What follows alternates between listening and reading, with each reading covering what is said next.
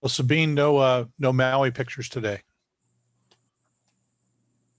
No what pictures? Maui. You're back. You're back. Oh, you're back. Yeah, we had a little get together and he was shy about showing where he was. We were sitting in the rain.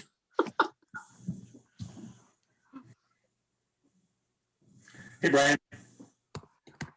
Hey, George, how are you? Good, man.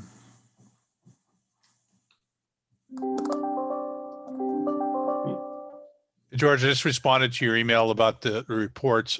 Cool, thanks. Yeah, I got a little caught up today, but I think, giving them that way, at least this time will be fine because the report's pretty quick. And you're on the call. That's going to be the report. So, Right. in fact, we're going to let Brian do it since he was on it too. Right. I'll do my best. Good.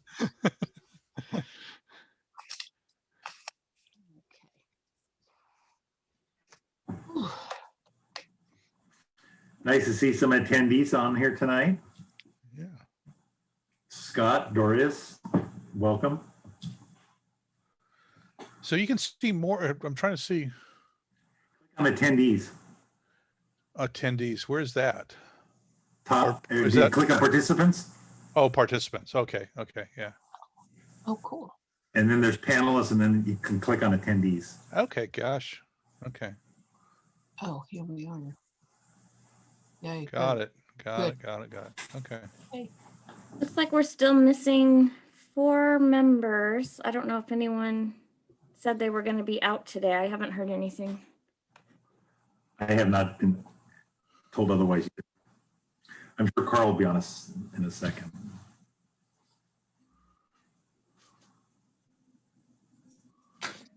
It's rainy. Everybody's running a little bit late today. Yes, because we had to go driving.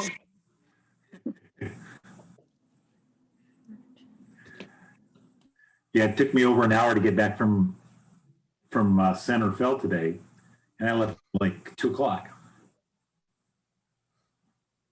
Hello. Hey, Charlie. Hi. Emily, you made it.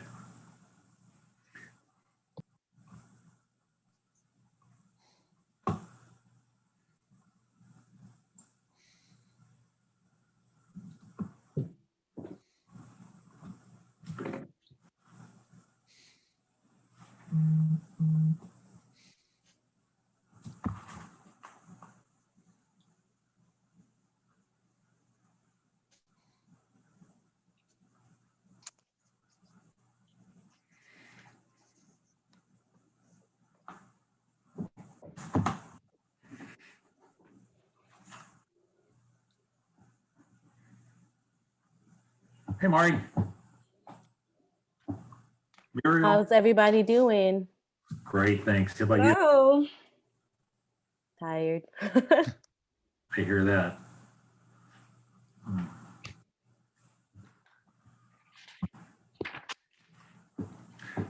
The rain mentally slows us down, I think, a little bit. So, You know, since I've been at home all day, I cannot use that as an excuse or anything. But yes, just knowing, just seeing the rain in California, we're not always used to it. no. Amber, can you let Michael in? He said he's trying to get in. He needs to raise his hand because I don't see his name. Oh, yeah, okay. You got it? Yeah, it says some weird stuff. Hold on. Carl may need the same thing because Carl's there, but he's not on. He might just be on a phone call versus the. Oh, there he is. There he is. Hey, Carl. I'm gonna change Michael's name. You're gonna change Michael's name? Do we get to vote on what his name is? There we Your go. new Zoom call name is.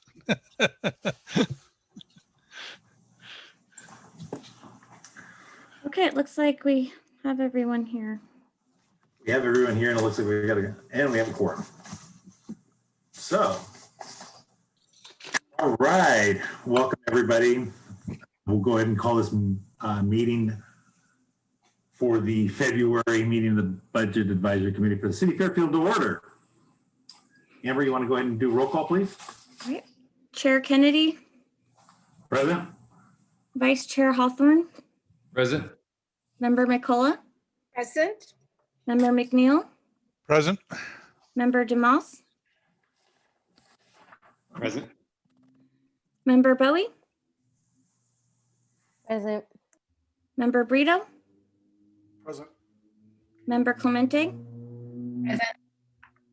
Member Gorky Schroed, Present. Member Martin.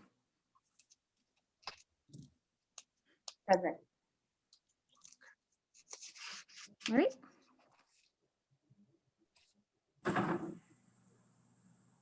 All right. Well, welcome everybody. We'll go ahead and start with the member reports. I will start it tonight. First order will be that we did have a resignation. Andrew has decided to leave the committee. So the Amber's been notified and the council has been notified as well. And there's an advertisement out for a member of the Budget Advisory Committee to replace Andrew. So that'll probably take a little bit of time because they'll have to interview and then make their recommendation to the mayor, and the mayor will then appoint. And so hopefully we'll have it by the March meeting. So, and later on we'll be talking about an appointment to the Budget and Goals Committee for that position. The only other that I have tonight to talk about is just that everybody's doing well, committees are going well, and I appreciate that. So keep up with that great work. I sat in on Friday on the on Emily and Brian's presentation to our Enterprise Fund Committee. So that was very good and interesting. So Jose and et al. Can report on that later tonight. Member reports, please, tonight, because I messed up and didn't make the. Mr. Chair, may I raise a question regarding your report? Sure. And I know that the council is seeking new appointments, at least one. Will they be interviewing and have an alternate or two? Not, Amber, do you know, I don't believe so. It would make sense, but they don't tend to do that with committees. Okay, thank you. Yeah, we don't have that as part of the setup. I don't have that. That's something I can talk about with the council. But so far I haven't received any applications yet. So if you guys know anybody that's interested, please put it out there because I have yet to receive any applications. Thank you. Very well. And the list of, Amber, can I just ask a question? The list of candidates that interviewed the first time for this committee, was everyone selected, or were there people that did not get selected but were close that could also serve as a potential replacements? Yeah, I plan to go back to that list and look at it and see if they're still interested. Thank you. Great, thank you. And then tonight, I didn't make the subcommittees a reoccurring agenda item, so I apologize for that. So chairs, in your member report tonight, if you could just go ahead and brief the committee on your committee's doings, please. So with that, we'll go ahead and start the member reports. Vice Chairman Hawthorne. Yeah, we have a report for our committee that says that our committee is pretty close to wrapping up the work that we've done, and we're working on now our observations, early leans, and the preliminary recommendations to begin reviewing. But we did get a request for us to look across cities in California who are getting cannabis tax revenue to see how that is being allocated across those cities. And Terry, which committee were we getting that back to? the request came from? Enterprise, that was the Enterprise Funding Committee. So we are working on that request as we speak, and that's all I have for now. Great, thank you. Francis McCullough. So, Mr. Chair, I have two items. I have a report that I wanted to share with the committee. May I do that first and then focus on the subcommittee? Absolutely. Or- May I? Yes, yes. Okay, so I wanted to invite all committee members as well as any City of Fairfield staff who may be on the Zoom to consider attending an event that is related to our work.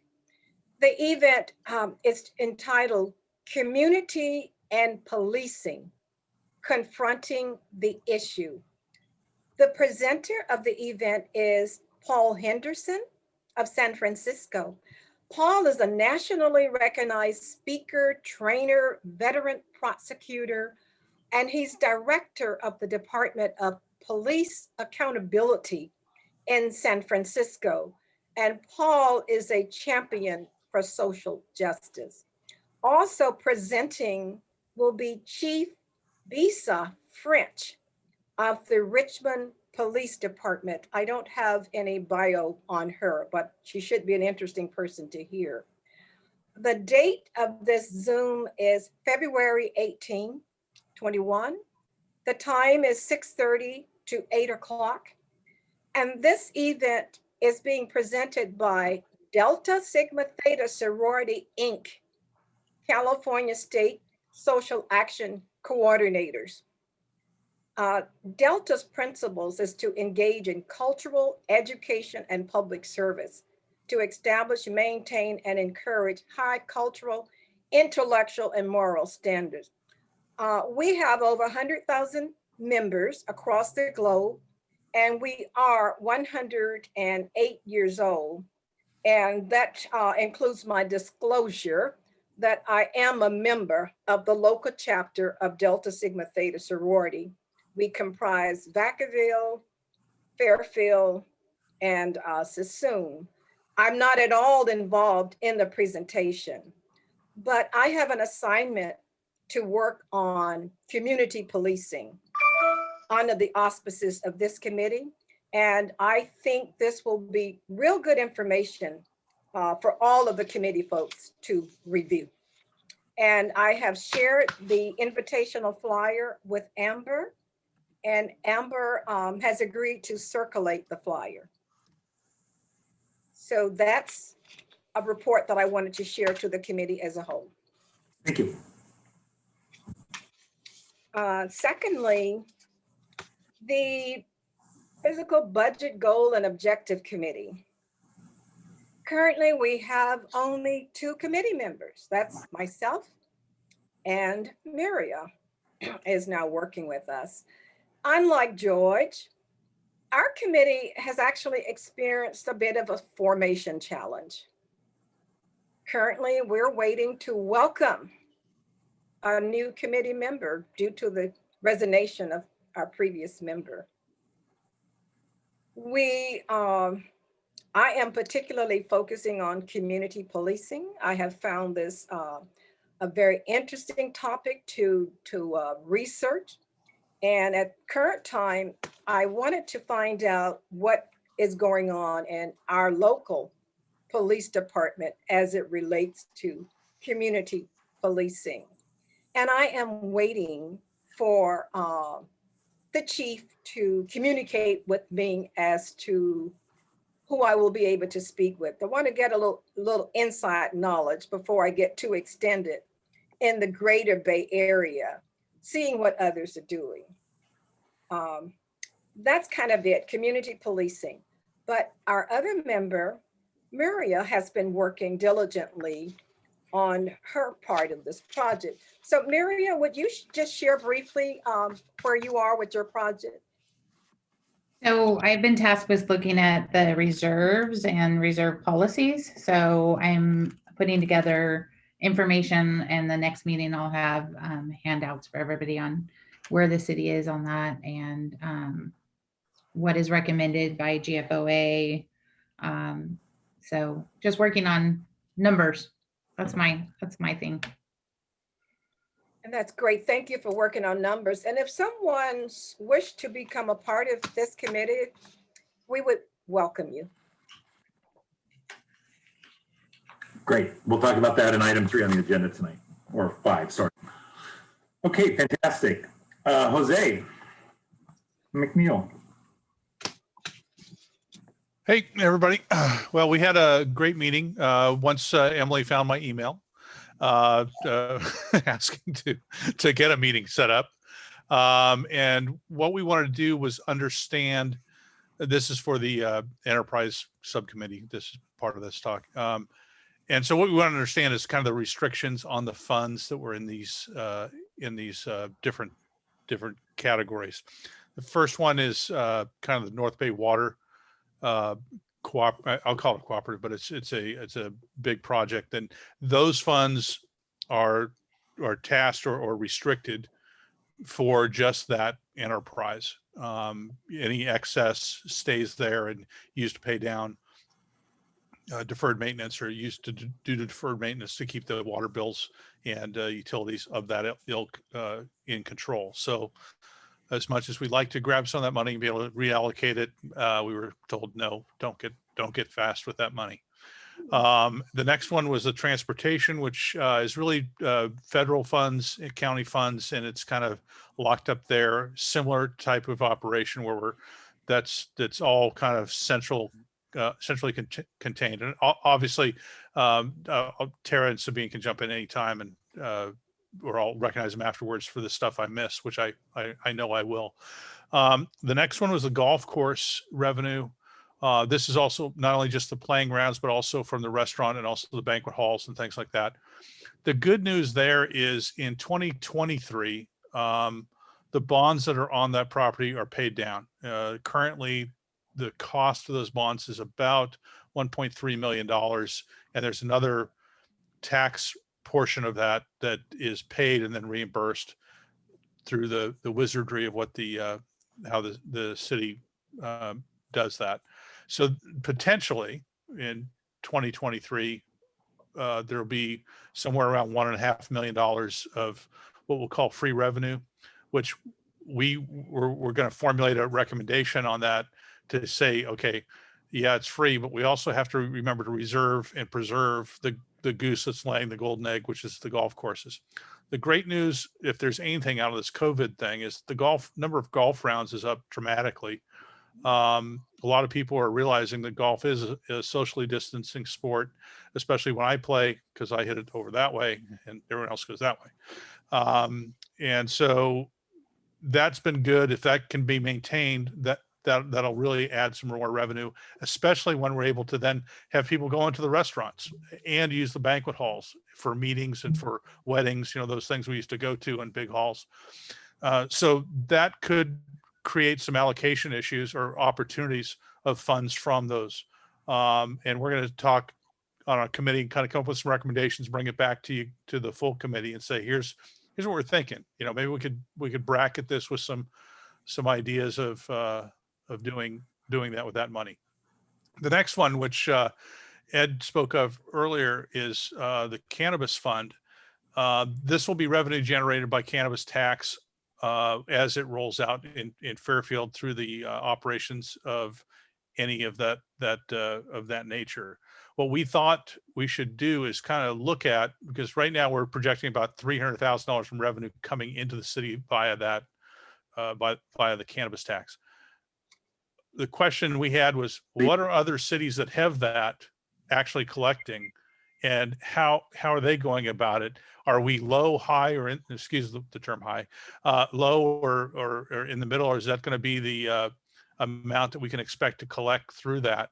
And then also, right now it's pretty undesignated for where it's going to go. And so that's another opportunity to maybe target that for some of the things that the committee was set up to do, to maybe allocate it for or make recommendations to have the city council push those revenue in different locations or different needed areas of the budget that are deficient now. With that, Jose, can I ask you Yeah. a question? absolutely. So what you're looking for us as we're doing some research is not only how the funds are being allocated, but kind of look at sort of Yeah. what the amount of funds are that are coming in and if they're projected to grow, or so you're Yeah. trying to see the actual number of funds, and of that fund, how much is allocated allocated to which types of programs. Exactly. I mean, I think it's great because we'll have a peer group that'll say, look at again, I'm such a neophyte on this. I don't know which towns have the legislation in place yet or not. Let's say Benicia and Dixon and Vacaville might have it. And what are they doing with theirs? How much did they project when they first put it together? And what are they collecting? And I have been quizzing one person about it, and he suggested that the problem, if you want to collect a lot of money in taxes, is have them lower than the neighboring city. Apparently, there's some pretty disparate taxes that are going on. One city will have something, you'll buy a commodity of $60, but 25 of that is in tax, and the next city you can get the same $60 worth of stuff for $40, and people tend to drive where they can get the $40 supply. So As you're describing that, right, the work Yeah. that we were doing, we were looking at sort of first of all starting at the states and how much the states are coming in, and then under there where the states in general allocating their funds, because the cities in California are all over the board. So right. we don't want to get down the rabbit hole and we're looking at 100 cities. So maybe we'll find close proximity, Exactly. which is one, but also within that number, there's the total number, but then there's How do they get it? county, Yeah. there's the business tax, there's all kinds of stuff. So we weren't looking to break all of that down. So I think if you can get me the cities that you're going to focus on and what that is, maybe we can jump in and kind of maybe break it down a little bit more. okay. And if we see it when we're looking, we'll grab it. So That'd be great. Again, it's collective effort to do that. So again, that's a fund that those are some dollars that might be able to be reallocated, or recommend some of the recommendations we can make to the council and say, hey, this is open. Here are the issues that citizens are coming up with. Why don't we take some of this to allocate towards these problems? And with that, I'll let Tara and Sabine jump in on all the stuff I missed. And other than that, for the people who weren't on the Zoom call, I was on Maui last Friday during the call, so it was fun. I shared my screenshot with everybody, and they seemed to enjoy the water, the turtles, and the palm trees. So Sabine and Tara, if you want to jump in, anything to add? Nope, doesn't look like it.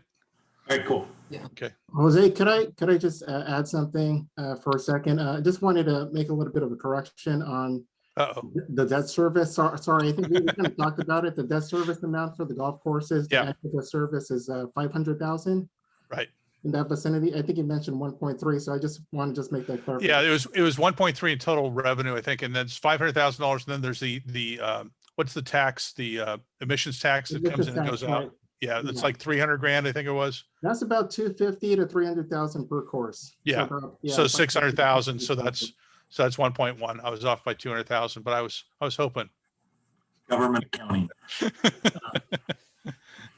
Present company accepted. Yeah, okay. Cool. All right. Carl. For our committee, a lot of what we went over in this round was the survey information. So if you like, I think it might be better when we get to the item on survey, we can kind of just jump in and give it all at that time. Perfect. That'd be great. Awesome. Mari, do you have anything for the committee tonight? No, nothing really new to report. We'll talk about it when we go over the survey. Fantastic. Michael.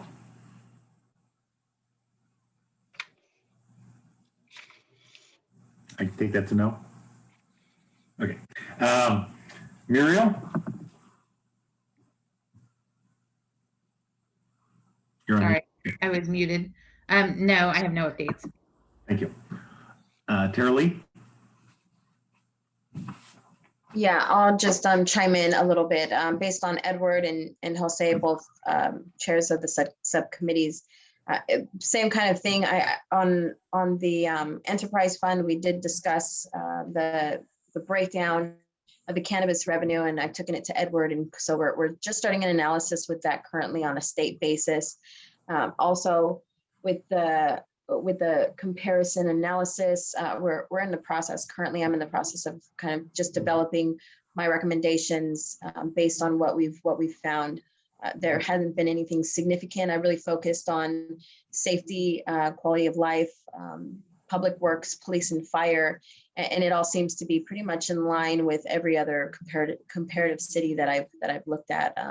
So other than that, I'm kind of compiling a presentation, I believe, for the recommendations with Edward and with Michael for the remainder of the committees. With that, that's all I have. Great. George, can I ask you one thing, since we're in the reporting period? Could you give us information? You had mentioned at the last meeting that you were going to present to council on the 16th at the city council meeting. Correct. And can you give us some highlights of the bullet points that you're going to go over with council so that the full committee gets an understanding of? Yeah, so this first meeting, I'm going to be basically going over our structure, the 4 subcommittees that we've set up, and then review the work that the 4 subcommittees have been doing up until this point, and the charges that I've given the committees to do based on the very vague direction we received from the council. And then I'm also going to ask them within the report for additional, if they have any additional direction they would like us to go, and to make sure that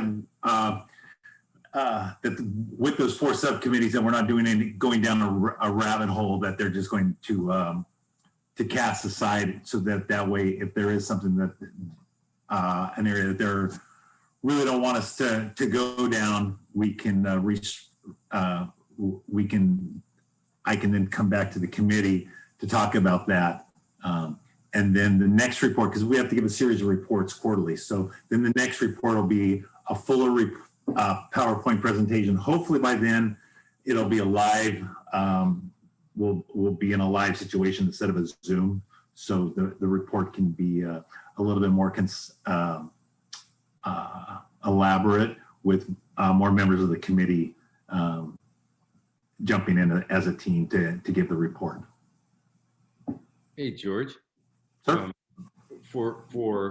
I don't know if this is the right time, but I get timing on this first report. But on the second report, it seems like that maybe most of the committees will be at some point able to produce their early sort of research, observations, and kind of direction, and will have probably started formulating some reports that may be preliminary. And then to me, that seems like that gives the council at least an idea of where we're headed, so they can pick and choose about where they want us to focus our attention and time, things that matter to them, that may drive subsequent formation of our committees and what we do to spend the rest of our time of finalizing our work.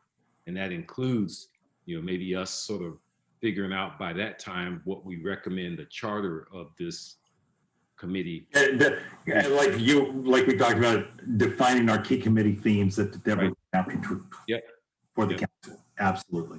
Okay. May I have a question related to that? Early on, I inquired as to how the content of the questions were formulated.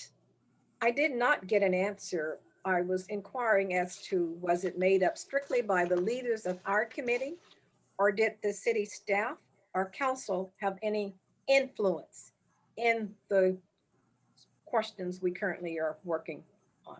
I never have received an answer. So the only thing we've been given by the council was our purpose. All the committee reports and that all the committee assignments were done by me. So those questions were no questions have been brought by any member of the council. Thank you. We're developing this report entirely independent of the council. And that's why. This is why, George, I The think, council. I think that for all of us as subcommittee chairs is sort of looking at the work that we're doing, and I think our early analysis and work, they're all pointing us down some path and direction, right, in the absence of guidance. And I think that we've got to be mindful of understanding what those themes are. And at some point, I think all the subcommittee chairs need to be getting together with you and talking about what those themes look like that are coming out of our subcommittee, so that we can then synthesize that information and say, we may be all going down a similar path in a similar direction, and we don't want to be divergent. So then that will allow us to then get more focused on what we're doing. That's the information that needs to be bounced off the council, say, hey, we're going down this path and this is what it looks like, and get their feedback. I mean, you know, at some point soon. And I'll be talking to the chairs here the next day or so to really individually fine tune all that. Yeah, my recommendation is I don't want to individually fine tune. I'd like to hear what Francis is doing. Francis probably wants to hear what I'm doing. I mean, all the chairs should be sitting there together so that we're having this conversation together. I think that's how we get there. I'm in agreement that we need to be coalescing somehow the overall content and coming to a common ultimate objective. Absolutely. Absolutely. So, Amber, I have a question for you. Yes. I can have a meeting with my chairs, right, without it violating the Brown Act, because we won't be conducting business, and it will be a minority of the committee. Correct, as long as you don't have a quorum. A quorum? Okay. Yep. Then we'll do that. All right. Good. Thank you. Great. Okay, public comments. Amber, you're on. All right, speakers may address items on this agenda at the time each item is considered. Under public comments, the public may speak on items not on the agenda, but within the jurisdiction of the Budget Advisory Committee, provided that no action may be taken on off-agenda items except as authorized by law. Off-agenda items from the public will be taken under consideration without discussion by the committee and may be referred to staff. Public comments can be made during the meeting via Zoom. Please use the raise your hand feature or press *9 on your phone. You'll have 3 minutes to speak. And it looks like Emily would like to go ahead and speak. Go ahead, Emily. Thank you, Amber. Just because I was exchanging text messages and I think there were some hands being raised in the beginning for public comment, but then I was getting text messages, so I'll just relay that information. Because Chief Contrell, I believe, is participating, or she's an attendee, and she wanted to, while Francis was speaking, definitely let her know that when she has, or the subcommittee has a chance to review the report on community policing that she provided, that she'd be happy to discuss that with you. And that also, thank you for the announcement for the event. It sounds very interesting. Although, as a sponsor of this Budget Advisory Committee, we want to make sure there's a nexus between something like that, and because really our focus is budget. And although policing is part of our budget, it's just making sure that we're making that connection with the budget, if that makes sense. So it does. Okay. Yeah. Thank you. And I don't see any other requests to speak or hands up, so we can move to the next item. Very good. Okay, presentations. Homeless Services Division Overview. Dawn LaBar, Homeless Service Manager. Dawn, welcome. How you doing?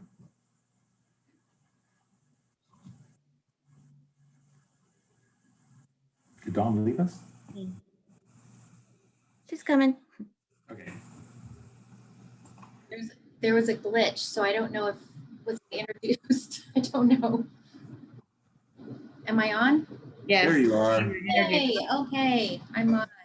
Hi, everyone. It's great to see everyone. Hi, Dawn. For those of you who don't know me, I'm Dawn Labar, the homeless manager in the city manager's office. And I appreciate the invitation to be here with you this evening and give you an overview of our homeless services here in Fairfield. For those of you who also participated in the homeless retreat this last Monday, some of the information I share tonight will be duplicative, so I apologize for that, but I'll try to maybe share it with a different tone in my voice or something, so it will be new and refreshing. So I am going to share my screen. Amber, yes? Yep, you're good.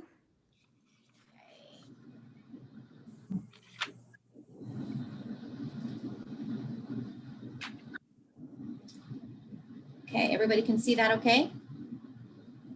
Yes. Okay. So what I'm going to cover for you is I'm going to give you an overview of some homeless statistics here in Fairfield, and then talk about some existing services here, and then where we have some gaps in our services, and then some direction that I think that we could go here where we could permanently reduce homelessness, and then answer any questions that you may have.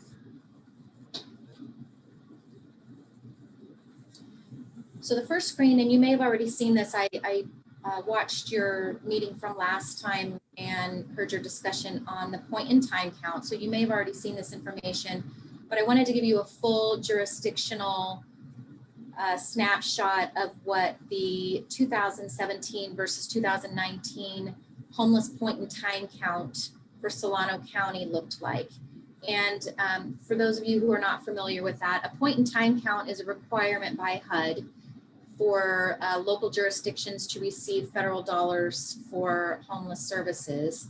And it's a snapshot in time, it really is. It's a 4-hour window every 2 years for that full count, but it allows local jurisdictions to get that snapshot and see if you do a more in-depth analysis, you're really able to get a better picture of what your homeless population looks like.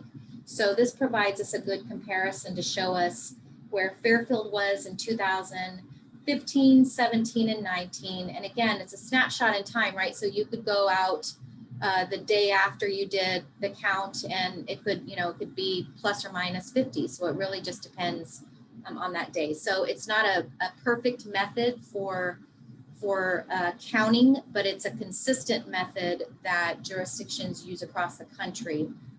But I'm going to talk about our case management system here in a little bit, and hopefully that's going to give us a better picture of what we have specific to Fairfield. So here's some more specific data to Fairfield, and this information came from a recent gaps analysis that we conducted here because we wanted to get a much better look at what we have actually here in Fairfield.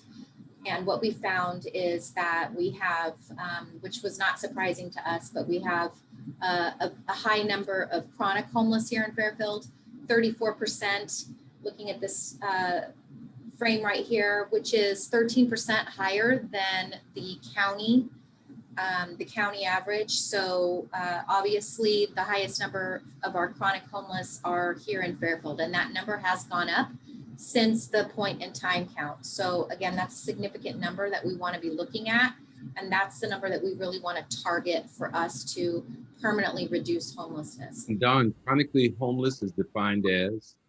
So we go by the HUD definition, and the HUD definition says that you have been homeless more than 4 times, and I want to say it's in a two-year time frame, but it's more than 4 times, and it means that you have been living in a place that is uninhabitable. So basically unsheltered. So it could be living in a car, it could be in a tent, it could be anywhere outside.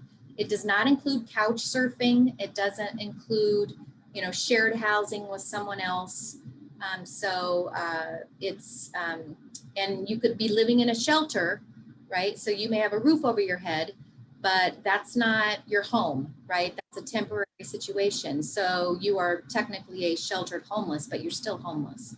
And I have a question on the slide that was before, just to help me understand. But sure. When you see the numbers of unsheltered going down, while at the same time the sheltered numbers are going down. Is that a good or a bad trend? Because it means I may have fewer people unsheltered, but I also have fewer sheltered people. So it seems I'm not certain how to read that trend.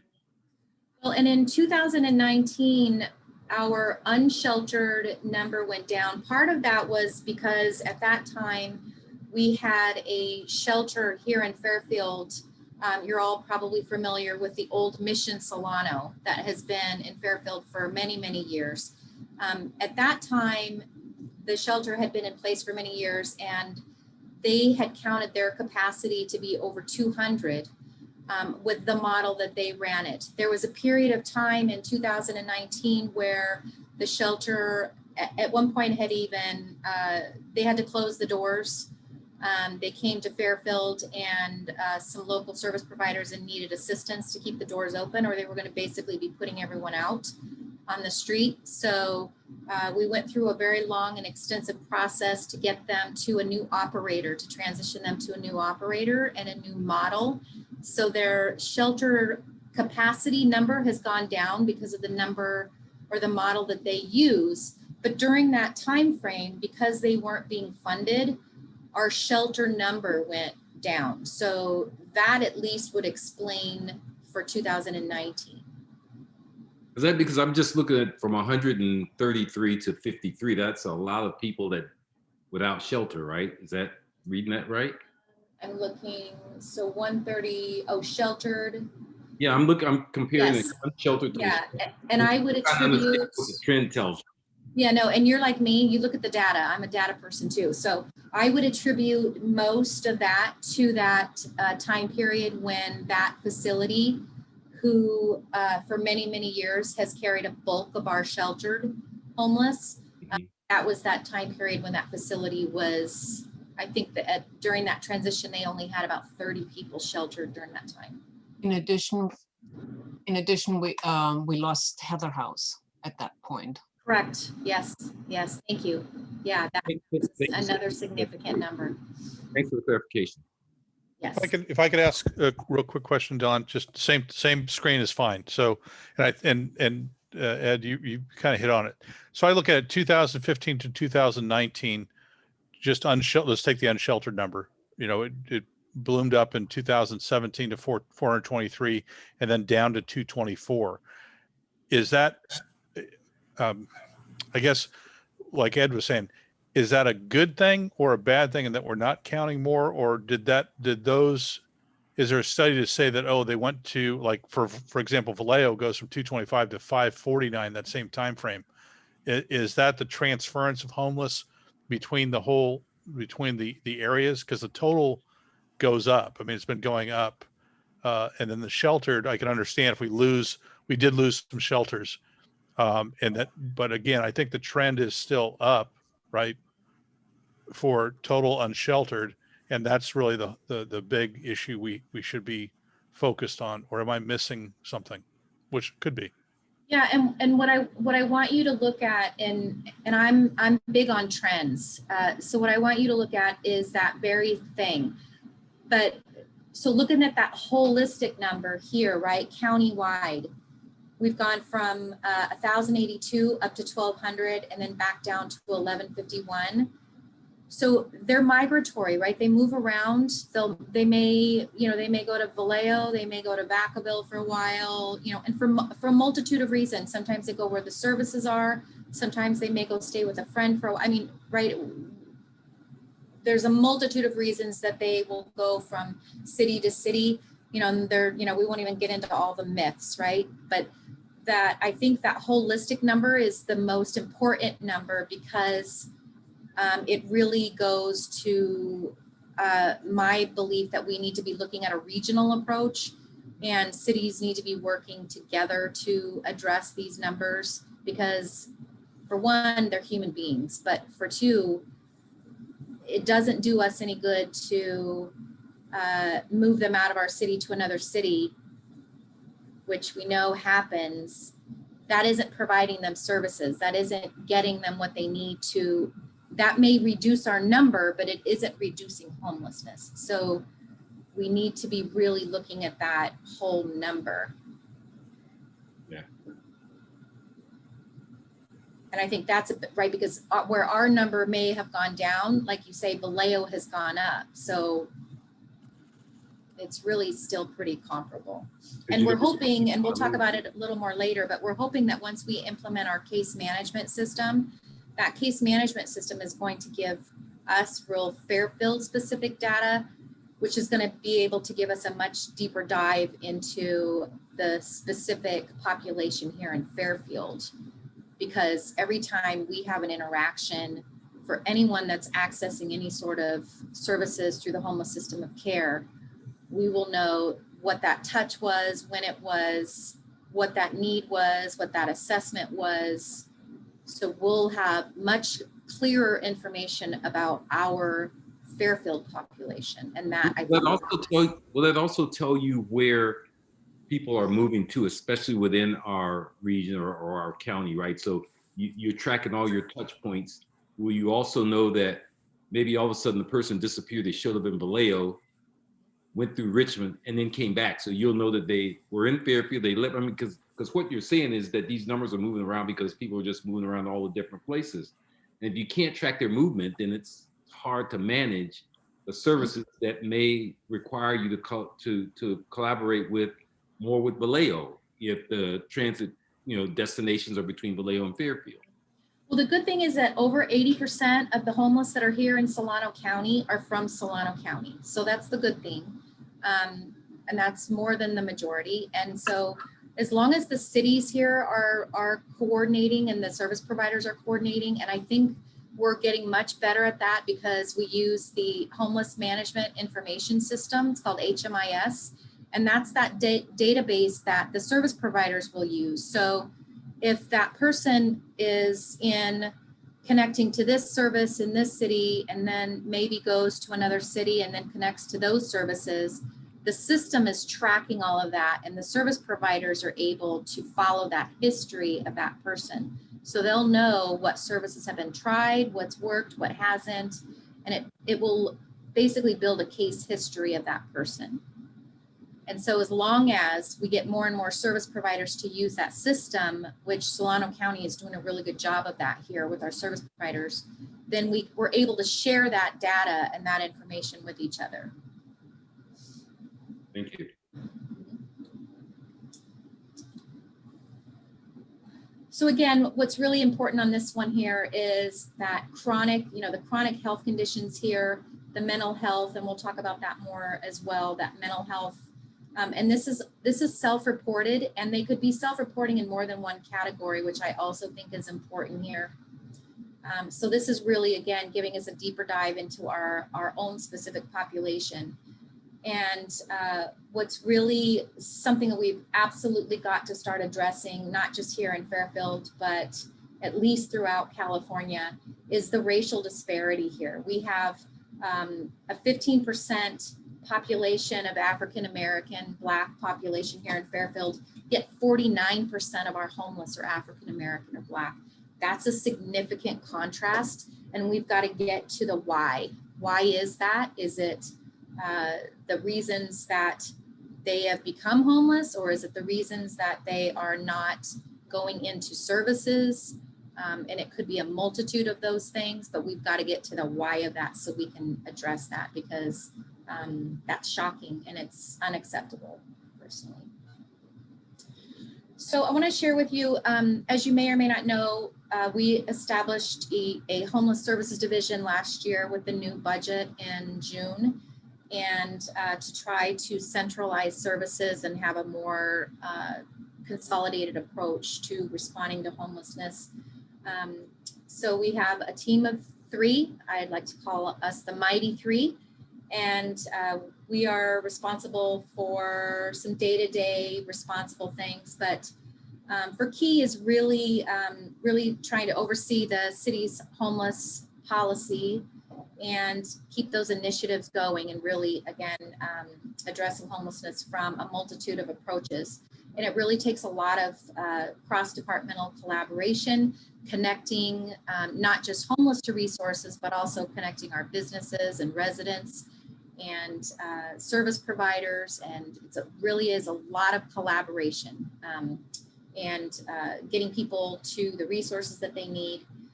And it's a lot of measuring and data and seeing what's working and what isn't, so we know how to change that. So, and we really have to rely, obviously, there's only 3 of us, so we really have to rely on our other city partners, but it also takes our other city partners. So our police department, we work with our police department every day. We work with our housing services department every day, and we work with public works regularly. And this is pretty much our core team, because it is a collaborative approach. There's code enforcement involved sometimes. There is, you know, and again, this isn't even adding on the layer of the multitude of service providers that thankfully we have such a great working relationship with, and that our city staff has such a great relationship with, that we can even add to this. So one of the questions that was asked of me was, what does our budget look like? This was super easy for me to put together. So I wanted to show you, and I want to also tell you that other than mine and my 2 teammates, this is the first year that I can think of where we actually allocated programming specifically for, and I'm not talking about CDBG funds, but specifically allocated programming or funds in the budget for homeless services, for homeless programs. So it's a good start, and I'm happy to see the direction that we're going. So in this year's budget, we were able to put $225,000 aside for shelter beds and projects. And we're using this funding for our pop-up shelter pilot project we're doing, and our safe parking project that we're starting, and our homeless to work initiative that we just kicked off with Mission Samoa, and we will be layering that with our tenant-based rental assistance program to move them out of this program into more permanent housing. So, you know, layering funding and complementing funding, you know, really using limited resources and just trying to be creative with it. Where we see consulting services, this is our funding that pays for our share of that point in time count. It's a, you know, it's a countywide count, but each jurisdiction pays a portion of that. It also pays for our, we're in a countywide memorandum of understanding for coordinated entry. So this pays for our portion of that MOU. And then down below, these were costs that have come up since the budget was approved, that we've been able to either reprogram or get city council approval for additional projects. So in December, we were able to reprogram some unused, underutilized, unused community development block grant funds from last year's program to acquire some shelter beds at Shelter Solano, and also to secure an operator for the old Heather House. We call it Ohio Street now, and hopefully we'll have a new name for that soon. And also, you may have heard about, we were able to pull together a temporary emergency shelter, which we thought would be for only a few months for COVID, but obviously has turned into a lot longer. So we were able to use, initially to use CARES funds for that. But this extension here, we, City Council approved pulling that from the general fund, and that will get us through April. But then once April hits, we'll have to find a more permanent solution for that. So as you can see, this all came from one-time funding. The shelter projects and the Homeless to Work initiative, these are funds that come from the Low Mod Income Housing Asset Fund, and this is funds that, and Emily could probably explain it much better than I can, or even Carl, but once you use them, they're gone. So we're very choosy and careful how we use them. And like I said, the community development block grant funds, we get those once a year, and we usually get, I oversaw the program for a couple of years. We usually get about, oh my gosh, we get like triple the amount of requests for the funding that we get, obviously. And general fund, that's, you know, that's the general fund. So, And again, this does not cover the staff costs for the three of us. Hey, Don, can I ask you another Yes. question? before you get off? Yes. And you said that you're a numbers person. So with the money that's allocated for homeless services and the programs that you're running, just like you track the overall number of sheltered and unsheltered homes, are you tracking for each of these programs, you have a goal? Are you trying to accomplish something with it?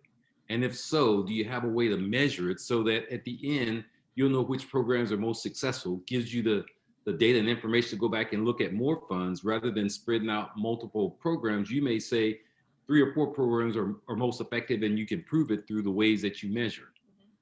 Yes, and I appreciate that question. Obviously, with limited funding, we want to make sure that we're getting our best return, the return on our investment. So our first projects were really in the last 6 months. So I don't have I have not closed any of these out yet.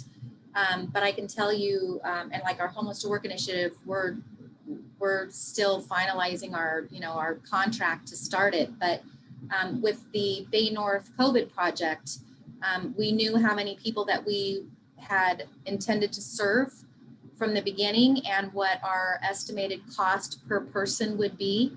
And when the project closes out in April, we'll compare that to see, did we get what we hoped for? And we'll do that with each of our programs that we're looking at for future. And I have a couple that I'll show you here coming up. So we will estimate the number of people that we believe that we'll be able to serve, how long we think that they would potentially be in that program, what they will gain from that program. Will they be able to move into something permanent versus, their time's up, okay, you're out. Mm-hmm. Exactly. That's exactly right. And then what is that? Right. So, a year from now, I hope that I will have some good data that I can share with you to show, what worked, what didn't work as well as we thought. And I like to call things pilot, because then if it didn't work well, we don't have to extend it. And if it does, then we make it permanent. Right. Absolutely. Thank you. So here is just a really, really high level view of some progress that we've made in the last several months. Told you about the Homeless to Work initiative. We also created a temporary shelter permit program, which will allow such facilities as churches to use their facilities as an ancillary use. The goal is obviously to create more opportunities for our community partners. Again, we're always looking for ways to be creative with limited resources. This is a way for our community partners to be providing emergency sheltering, such as nomadic sheltering. And this also ensures that we're keeping them safe, that the facilities are being inspected and there's not a safety issue, which we've seen before, and that there's minimal impacts on the neighborhood. And then the pop-up shelter, we're really excited to kick off this pop-up shelter at City Church. And that's another one that we'll be tracking, the outcomes on that, the number of people who are able to serve there and the success. And we want to follow them from, their entry point through our system, our case management system, and follow them beyond that. And of course, the COVID emergency shelter. And then what we're working on, that safe parking project, and that case management system. I talk about this all the time because I'm so excited about it starting, and we're finalizing the contract for that now. And we hope to be, I hope by the end of March, we'll be all trained in using the system. And it will really, again, just really give us some real time, some information. Every time we touch that person, we're going to be able to enter the case data, where they were. It will allow us to do GIS mapping. We'll be able to see, every time we had an interaction, what came of that interaction, what have we tried, and it isn't working. So why do we keep trying that, right? We need to try something different. What's the name of that case management system, and is it going to merge with the already HMIS system that the county uses? It's a great question, and I couldn't see who asked that. I think, was that Tara? Yes. Yes, so it's, the system is called Apricot. We'll be able to share, and I appreciate you asking that question. We'll be able to share our information with HMIS. Ideally, we would have liked to just use the HMIS system. However, since we have our homeless intervention team, which is, you know, boots on the ground out there every day, because they're law enforcement officers, the users of HMIS do not want law enforcement in that system. So we've had to secure an additional system, which is just fine. I actually think Apricot is going to do more than HMIS anyway, and we're happy to share that data. So we'll be able to dump it over into HMIS. So all of our, you know, service providers will, you know, again, so all of the, you know, we're all talking to each other and communicating. I appreciate that question. Thank you. And then the marketing and public education, this is just huge, right? Nobody knows what's happening, what we're doing, where to find services. This is something we've really, we've started on, and so we're hoping we can really amp this up and really building on our county partnerships. We've got great working relationships with our staff over at Health and Social Services over at the county.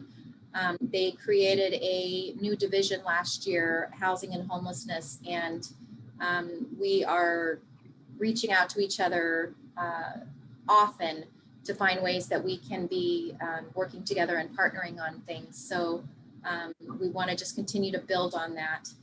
And the Racial Equity Action Lab, one of our staff is participating in a regional committee to not only to look at that racial disparity among homelessness, but also to identify policies and ways that we can be changing the way we're doing things. And we're eager to get those things implemented here in Fairfield. And then we have strong participation in the countywide Joint Powers Authority, the safety net of services, and that's Solano Joint Powers Authority. So we want to continue to work through that Joint Powers Authority to build on our regional approach to addressing homelessness. And then one of the questions too was, you know, what are the impacts on businesses, on city services?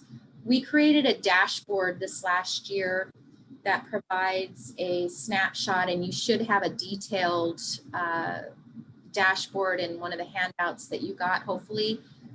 But this is a snapshot here on this screen, but the following pages in your handout will give you a zoom in so you can get, it's easier to read. But we wanted to be tracking the impacts, so we can, initially we wanted to be measuring what the impacts on city resources were, but we're really trying to move away from being reactive to being proactive. So my vision is that this dashboard by next year is going to look completely different. Not only are we going to see, you know, fires reduced or calls for service through dispatch reduced, but we're going to see more here that's going to show our success. We're going to see people that are permanently housed. We're going to see families that are connected through our tenant-based rental assistance program. And so I'm hoping that we will be, and I'm optimistic that we will be replacing what's on our dashboard with more proactive and permanent data for you. Hey, Don, a question on the prior slide. So you know, all of the discussion around defunding the police and fire and all of the social services they provide, is this the beginning of a snapshot that shows the degree to which social services are provided by police and fire, so that you can see that amount? So I mean, that's sort of a question. So it's like all the responsibilities that the police and fire department do today, but they're also doing some responses to they're providing social services too. is this the beginning to be able to look at what that demand is on police and fire by looking at a dashboard like this, or does this tell me something else? Well, and I appreciate you allowing me to clarify that question. So when you see on here that it says homeless related calls, we'll say through police. So many times people will call, like teachers. You'll ask your teacher or you'll ask a police officer because you don't know who else to talk to or you don't know who to ask. So we get many calls that will come in through police dispatch that really aren't police related and don't need to be police related. So we're hoping that those numbers are going to go down as we get more and more people educated about where they can go for services, where they can go if they're having a specific type of problem in their neighborhood, where it isn't a crime, right? But calling dispatch when these aren't necessarily crimes. Well, the reason I ask is because if those calls are going there, that then increases demand, which then increases cost. So if in fact you're able to pull those calls and those services out, that should reduce demand for police, which means that the associated funding should move to homeless services to be able to provide more programs. Is that, I mean, logically that seems to make sense to me. I don't know if you're looking at it in that way. That's not, I mean, I haven't gotten that deep in that. Yeah, I look at it from an overall picture, and but this is yeah. the overall picture, right? You're trying to figure out a way to stop calls going to departments where they shouldn't be. So that means that you're decreasing their demand, but you're increasing the demand on one side, and yet you don't have the funding. So I don't, anyhow. I'm not going to try believing. So maybe that's not a good example, because what I don't know is when those calls come in to police, what they will do with those calls, right? They may then transfer that call to somewhere else and it may be handled in another way. And I don't know that. So I certainly. So this doesn't answer the question that I'm talking about. Okay. Yeah, but if we use fire as an example, right? So calls through dispatch for fire. Those would be medical calls that are homeless related, or they're actually homeless related fires. So yeah, we want those numbers to go down because only fire and medics can respond to those. Right? Now, does that mean that we don't need as many fire? I can't answer that. I mean, I don't know. Right? That's a question for fire. I can't answer that. I'm just looking at supply and demand, right? Demand goes up, more. Demand goes down, you need less, right? So anyway, okay. No, I appreciate the question, but yeah, I haven't dove that deep. Dove. Okay, dove is good. But you'll dive there later, I'm sure. I'll dive. I will. Yeah. Okay.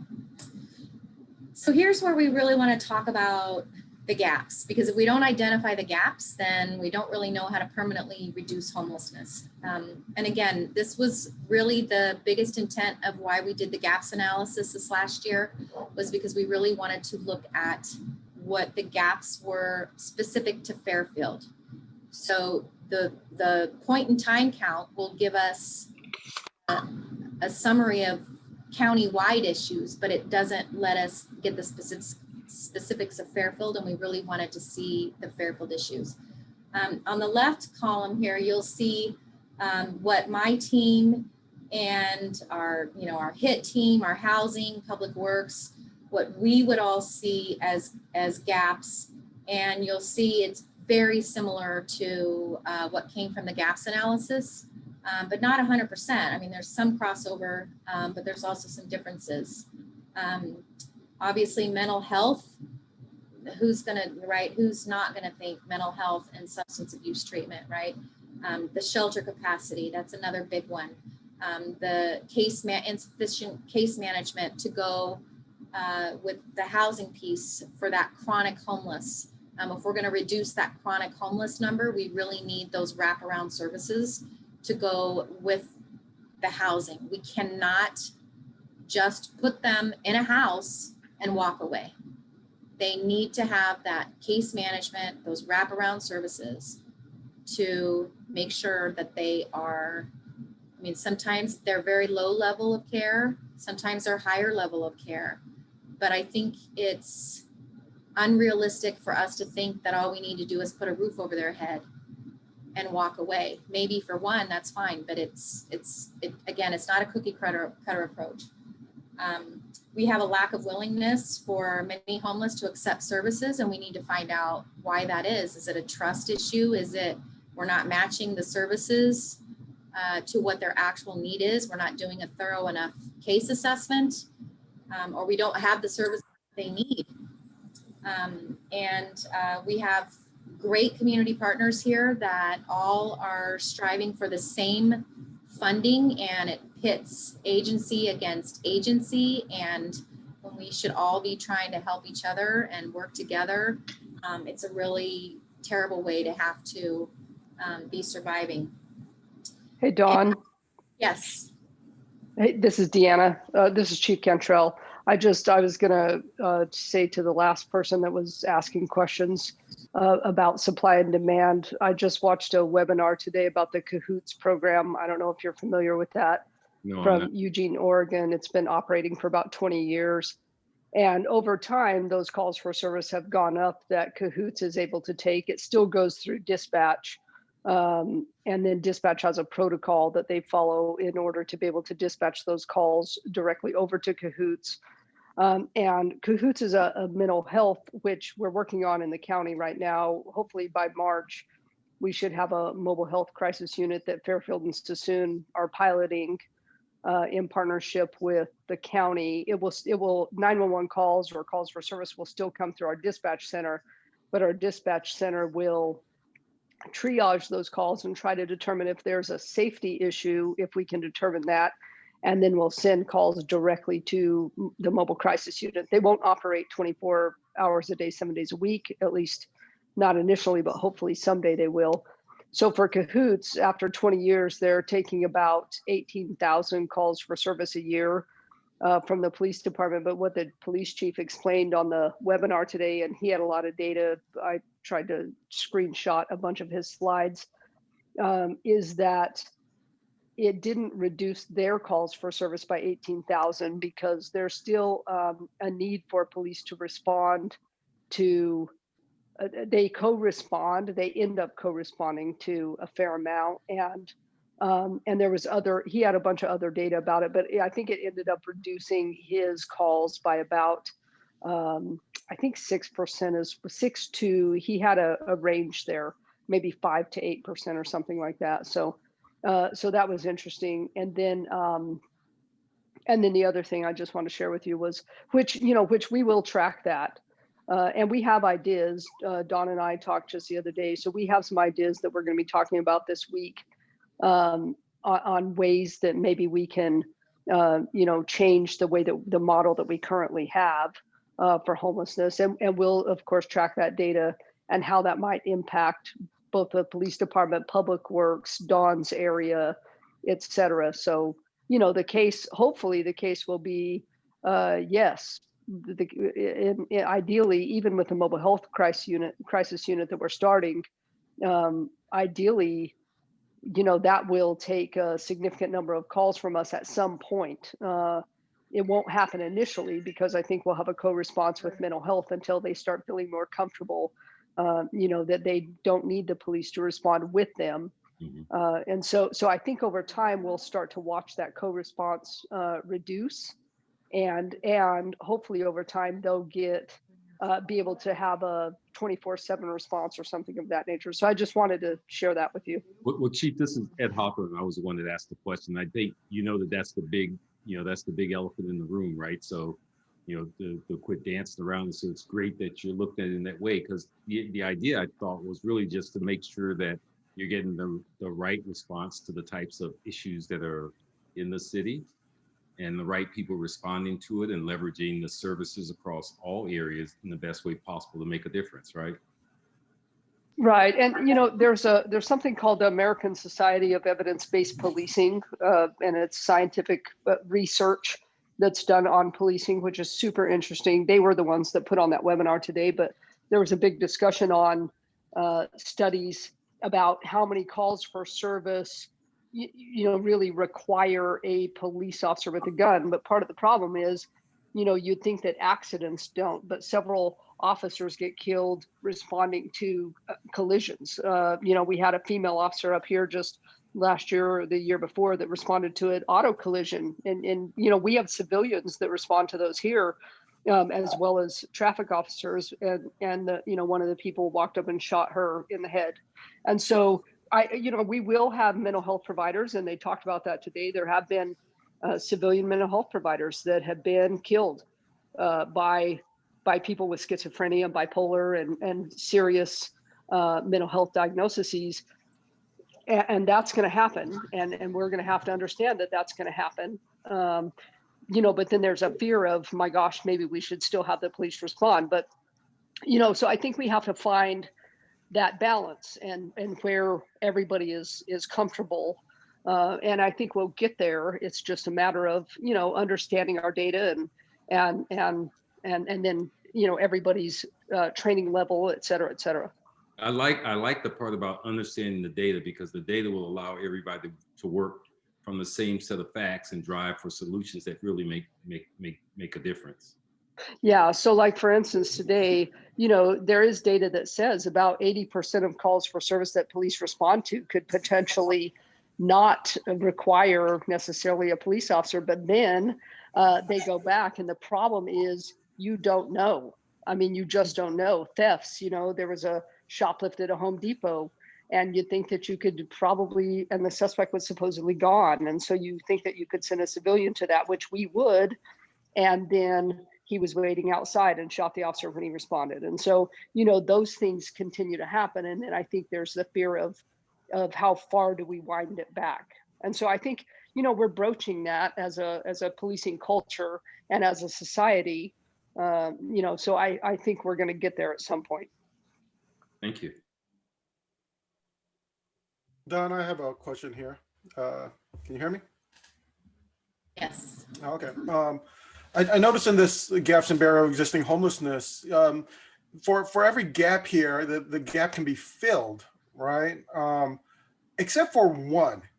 And prior to my current position now as Director of Operations for the Salvation Army in Sassoon, the Kroc Center, and we have social service in Fairfield and Vallejo. And I had quite a bit of opportunity to talk to a lot of people who are homeless. And one thing that really surprised me was the amount of people who were homeless that honestly said that if they had an opportunity and to have a home, they would not, right? Which is what's brought up here of insufficient, or where was it? The one of, not chronic. Oh, I'm missing it. But one that they would not take the services that are being offered. Lack of willingness. Yeah, that's it. Lack of willingness for homeless to accept services. No matter which gap you fill, they're still not going to take it, right? So how do you go about addressing those? Because it sounds like we'll never get to zero, right? And that is one of the goals, is to give everybody a home.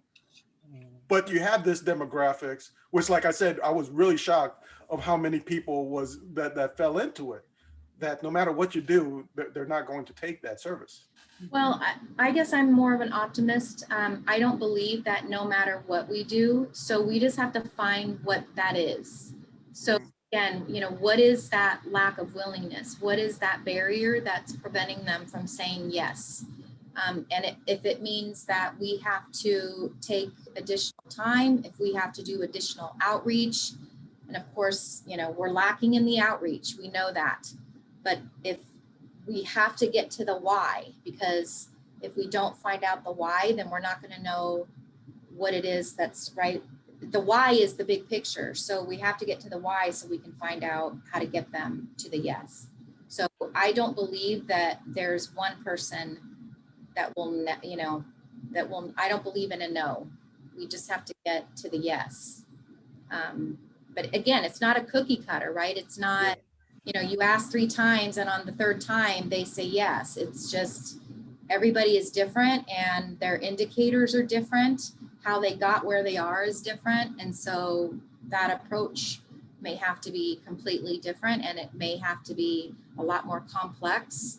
But again, you know, I think they're human beings and they all have their own stories. So we have to find out what that barrier is.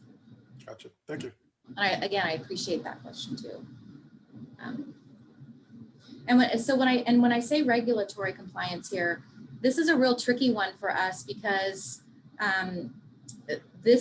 we get our hands tied a lot because of trying to work across different government agencies or bureaucracies, like, you know, trying to work through healthcare, and we get limited by HIPAA laws when we're not trying to find out somebody's medical history. We're just trying to find out if we can try to get them into a better care, right? And so these barriers sometimes through the regulatory compliance can be, we get in our own way with these sometimes. So one of the questions you had asked me too was about the mental services that are available here in Fairfield, and then what those overlaps are. Our homeless intervention team works very closely with the homeless and housing, one of the managers there. Her name is Miranda, and they will contact her on when they have case-by-case basis and again, because everybody's story is different, they will contact Miranda regularly to find out, depending on the person that they're working with, what sort of services that Miranda's programs they may be able to fit that person into. They also have once a month they'll do a medical outreach, and when we say medical, it's like a mental health and medical. They have a Dr. King that will go out with them. She also does this in Vallejo, and I believe she wants to expand into Vacaville too. And she'll go out with them. The tricky part with that though is that the people that they are able to work with already have to be in the county's system already. They already have to be diagnosed and under some sort of an assessment already. So they aren't able to actually do any new assessments on those outreach events. And so this is something that our police department is working with the county to improve that mental health outreach. Again, as the county continues to add more layers and opportunities for us, you know, we want to continue to work with that. Laura's Law was something they were able to implement again back in 2019, and this gives us a diversion opportunity rather than just running somebody through the criminal system. Of course, the person has to be, they have to work through the court system and with the county for that. But again, it's just another opportunity. The county is now partnered with Partnership Health Plan to provide additional substance abuse treatment. So is it enough? No, it's certainly not enough. But is it better than it was a couple of years ago? I would say yes. But overall, again, the relationships that the city staff has with the county staff is really good. But again, you know, we're all limited by what our resources are. So that's again where our hands get tied. And then this was actually a slide I pulled off of one of their presentations. I wanted to show you where they actually are able to use some of their funding to provide some additional housing throughout the county and the types of housing that they do. So they have some MHSA, Mental Health Services Act funds. But again, it's very limited, and this is where, you know, we really need that additional support is with that mental health housing and case management. So you can see where they do some 30 to 90 days, 6 to 12 months transitional. They oversee some room and board care and boarding care homes. And then they have some beds that they fund out at Shelter Solano, both through Prop 47 and MHSA. But again, is it enough? Absolutely not. I have a question on this slide. So based on these supportive houses, what type of housing support is Fairfield lacking in? I would say where we really need the additional support is that permanent supportive housing, such as, and I wouldn't call them board and cares or room and boards, but where It's very similar to what Community Action North Bay does, what Mission Samoa does, where you have, you're able to house people indefinitely or even for 18 to 24 months. But while they are housed, you have that case management, and it could be light case management, or it could be really intense case management, depending on their needs. Sometimes people just need enough help that they just have to, need help to make sure they take their medicine or, practice personal hygiene.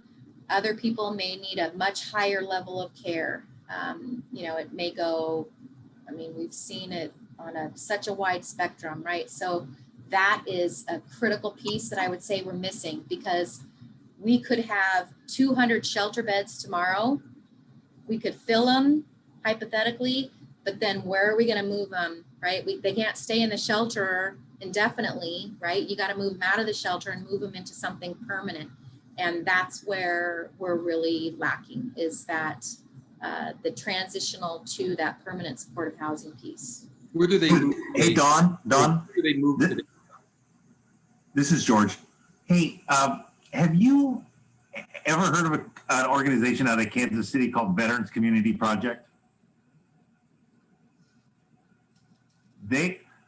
It's a group, and I can talk to you offline about it, but it's a group I've been involved with for over a year and a half. I know, helping the homeless in Kansas City, but their deal is solving the homeless veteran crisis in America, and they built a village for veterans, and each veteran gets a tiny home that are built by volunteers, and it's got a bathroom, a kitchen, a bedroom, I think it's on 5 acres. I'm going to say it's about 54 units. And when they come in there, they stay until they can transition them into permanent housing. But the most amazing thing about this is they have a 5,000 square foot community center there that has a kitchen to teach them how to cook. They have a barber that comes in, they have dentists that come in, they have doctors come in, and they have all these examination rooms. They even have veterinarians come in, because the homeless vets are allowed to have pets, because they know clinically how important it is for these homeless individuals to have pets. And so the pets get care. They have a dog washing for them. I mean, it's just an amazing project.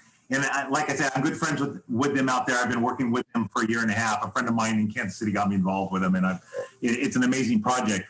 But when you're talking about this transitional housing, this is something that, I've actually had some conversations with some business people that do business in Solano County to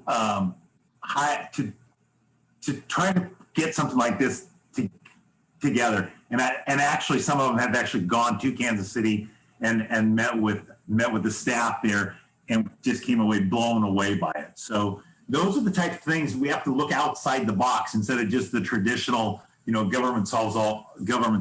When this is a privately funded thing that the city helped kickstart with donating the land, but then it's all been private. And they've got an amazing amount of success. When you have the psychologists come in and all that, all under a roof, and they're all together, amazing things are created. I would love to hear more about it. Yeah, definitely. That sounds like things we want to be doing here, right? Because the cost of building permanent housing is millions, and it's in the millions of dollars, right? We have to be creative in how we do that. Motel conversions, tiny homes. We have to be creative in how we do that if we're going to, again, make that big impact. So yeah, I would love to hear more about it. Cool. Excellent. Go ahead. Sorry. Oh, no, it's totally fine. Thank you. So what we think is if we can increase our shelter capacity here and also increase that permanent supportive housing number to address that chronic homeless piece, we really believe that we can decrease our unsheltered homeless by 50% in the next 5 years.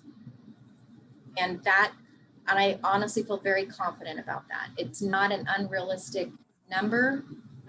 If we increase our shelter capacity, and we increase our number of permanent supportive housing units by 81. And I do not think that's unrealistic in 5 years.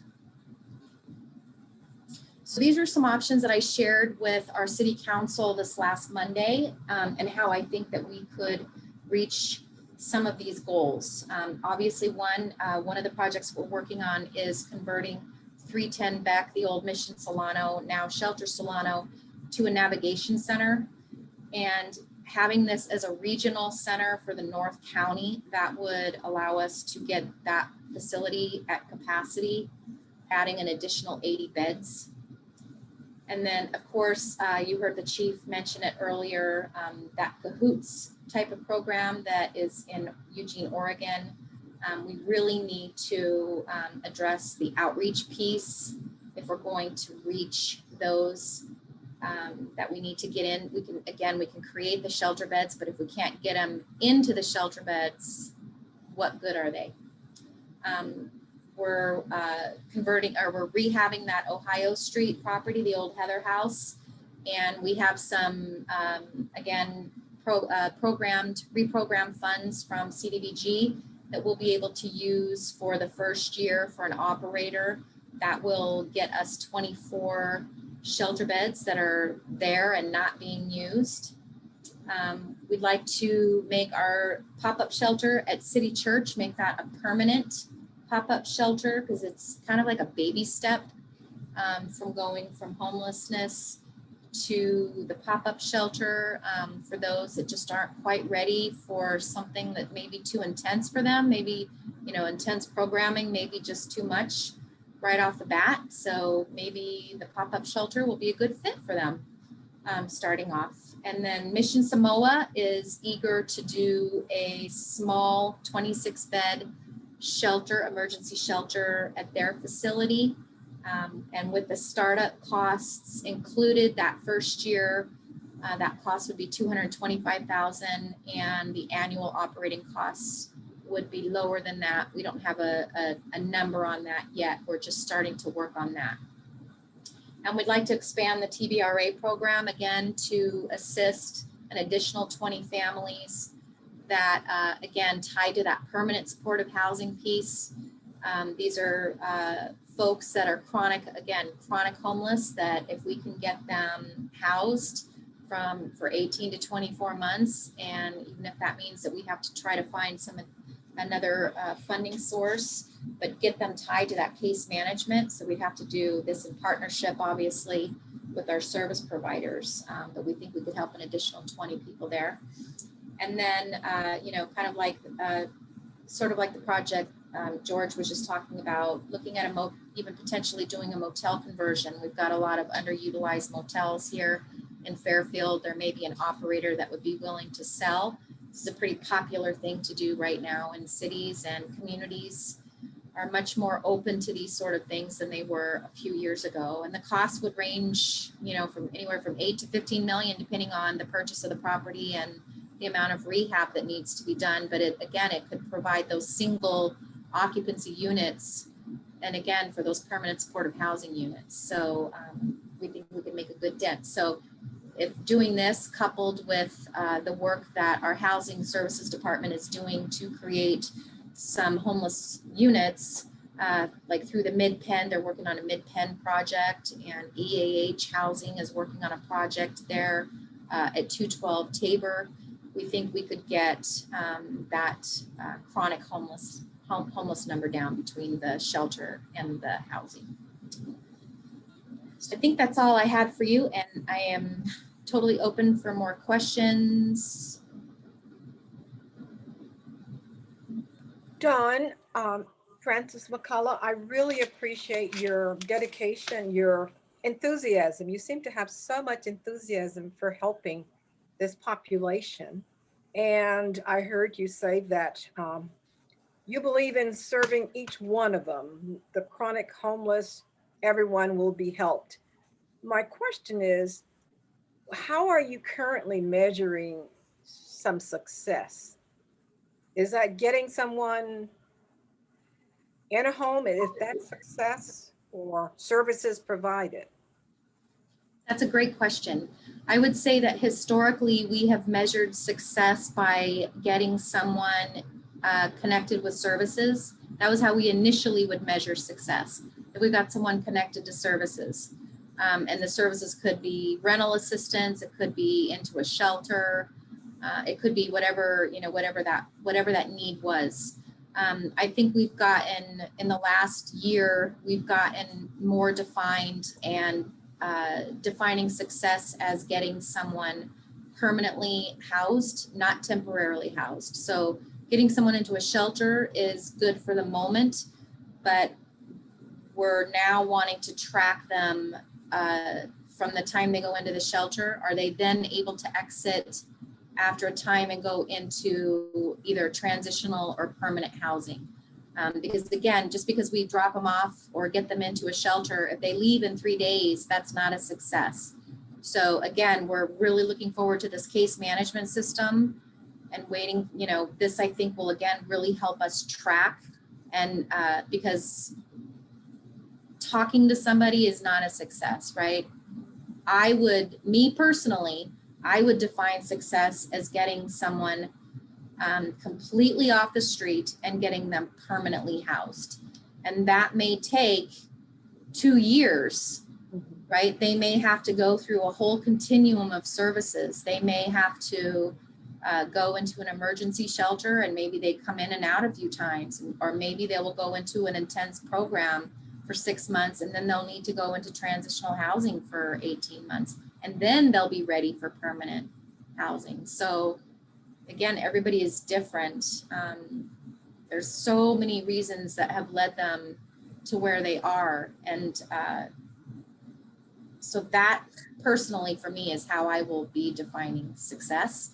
And not to say that, you know, getting somebody into a shelter is not a positive thing, but we need to be following them beyond that and making sure that they're moving through that continuum and into that permanent housing. Well, it sure sounds like that case management system that you were talking about will give you the ability to keep track of what happens with individuals and how they progress along that continuum. And I echo Francis's comments and just thank you for all the work that you're doing, and you get everybody excited about your work. So you need to be going out talking about this more to everybody. Thank you. I appreciate that. All right, Dawn, thank you very much. It's a great presentation. Really, really insightful for us. And we see how hard you're working.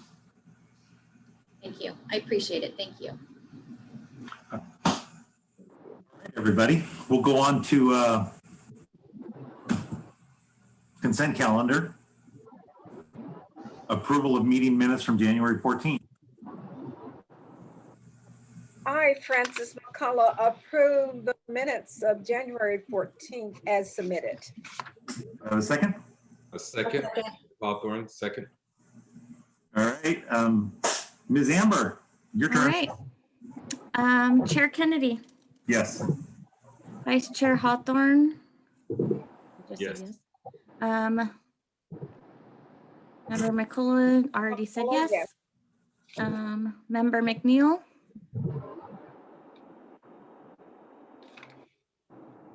Yes. Sorry. Lost track. Member DeMoss. Yes. Member Bowie. Yes. Member Brito. Yes.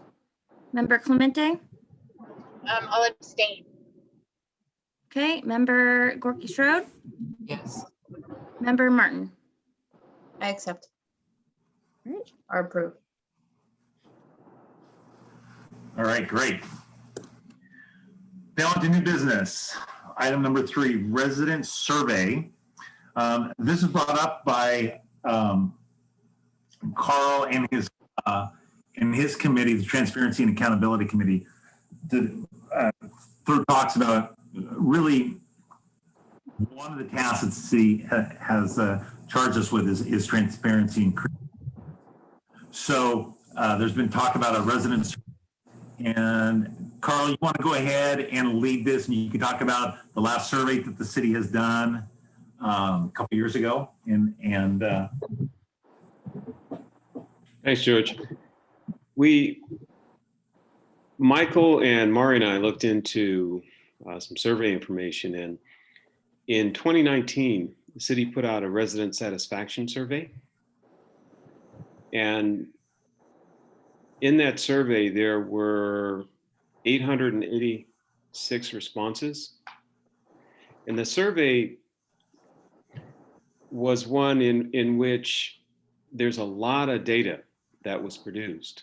There was a company that was hired for the survey. The cost of it was about $30,000. And there's a lot of raw data that was produced.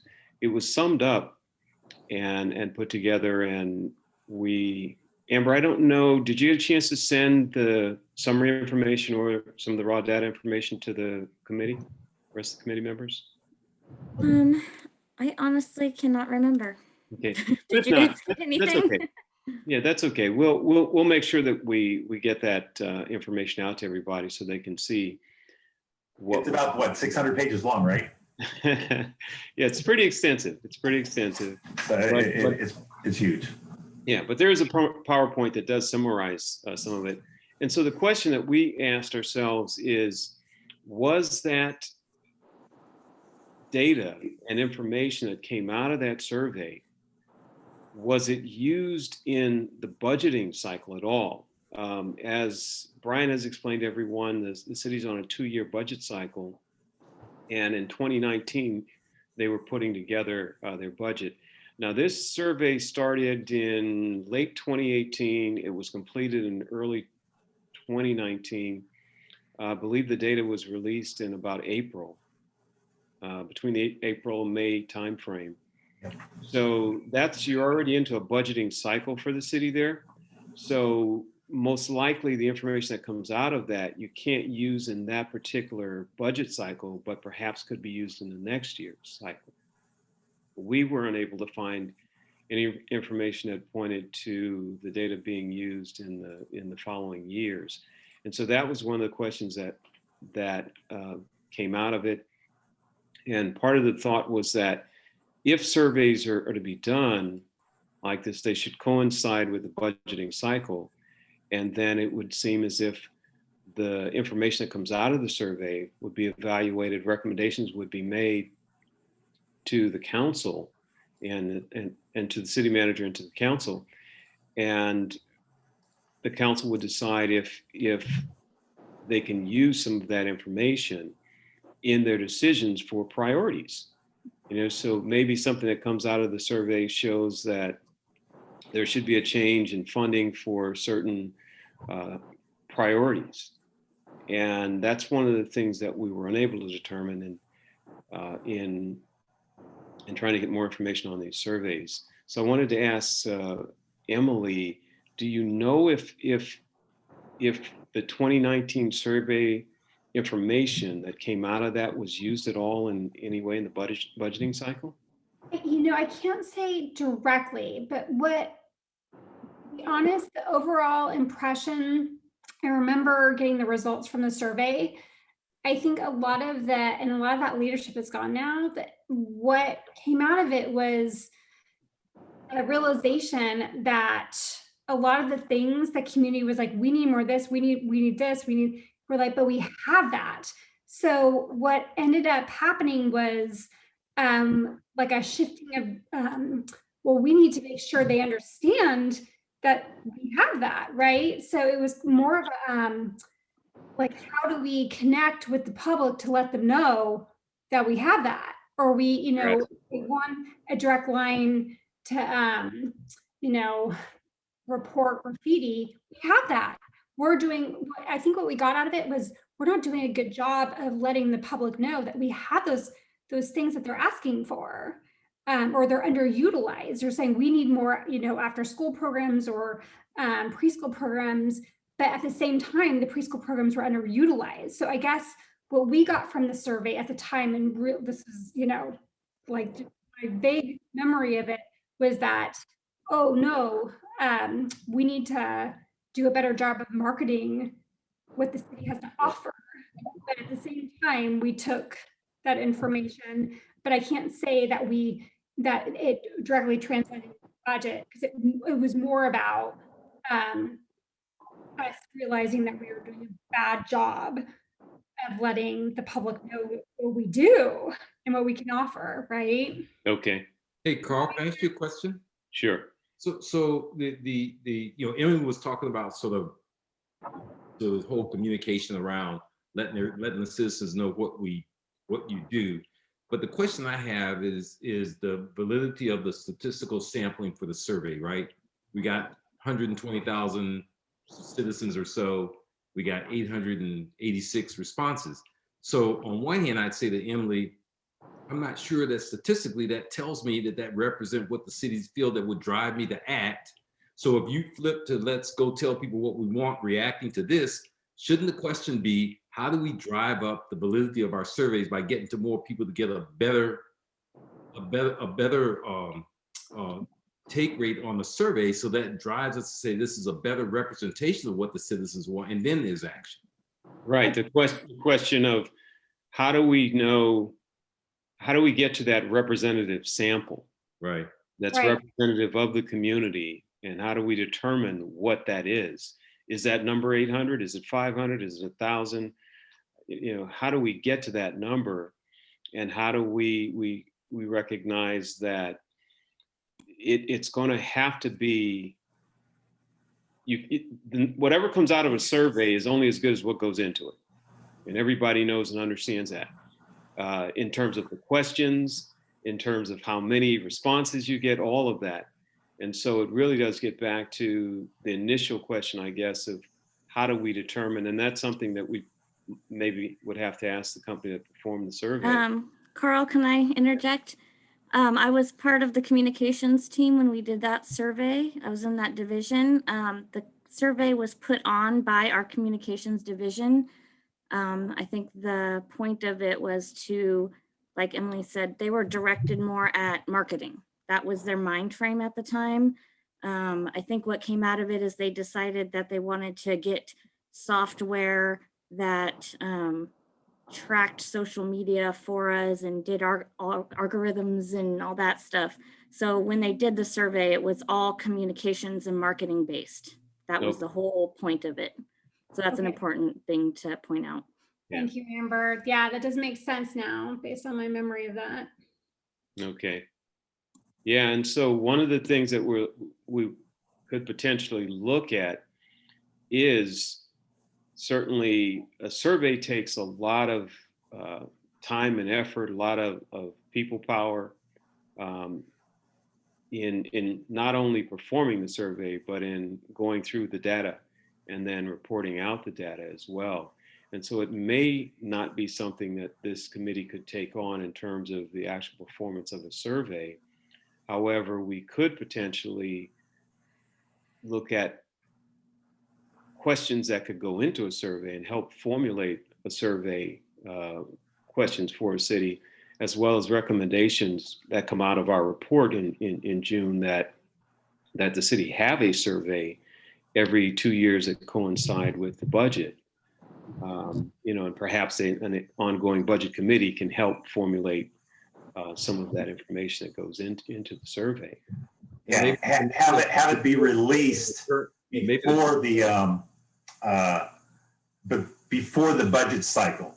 Instead, so then that way, through that budget cycle, they're ahead of the curve instead of lagging behind that curve, because if it comes out at the same time the budget cycle's going, now you're really behind. You can't really get going until the midterm, right? So if it came out like now, when these departments are forming their budgets for the next 2-year project, that would be the most helpful, I would think. And Carl, I think also one of the things that I would suggest is, so there's the survey, there's a whole process around it, there are shortfalls of the current process and the way that it's doing. And I think the value would be what to do with the survey, and like you said, identify its purpose, identify all the connect points that you wanted to get into the right cycle, begin to talk about sort of, how do you increase, the participation rates for the survey? What are the channels that are available to the city to use? it's like all of that stuff. And when you recommend a survey, are all these things that kind of tie with it to really be able to look at. Because I agree that there's nothing that we can do right now that would affect anything. Plus, there's no funding or approval for a survey. But what you're trying to get the council to do is to see why it's important, why it would be useful, how it would happen, and recommend that they approve that to go forward, right?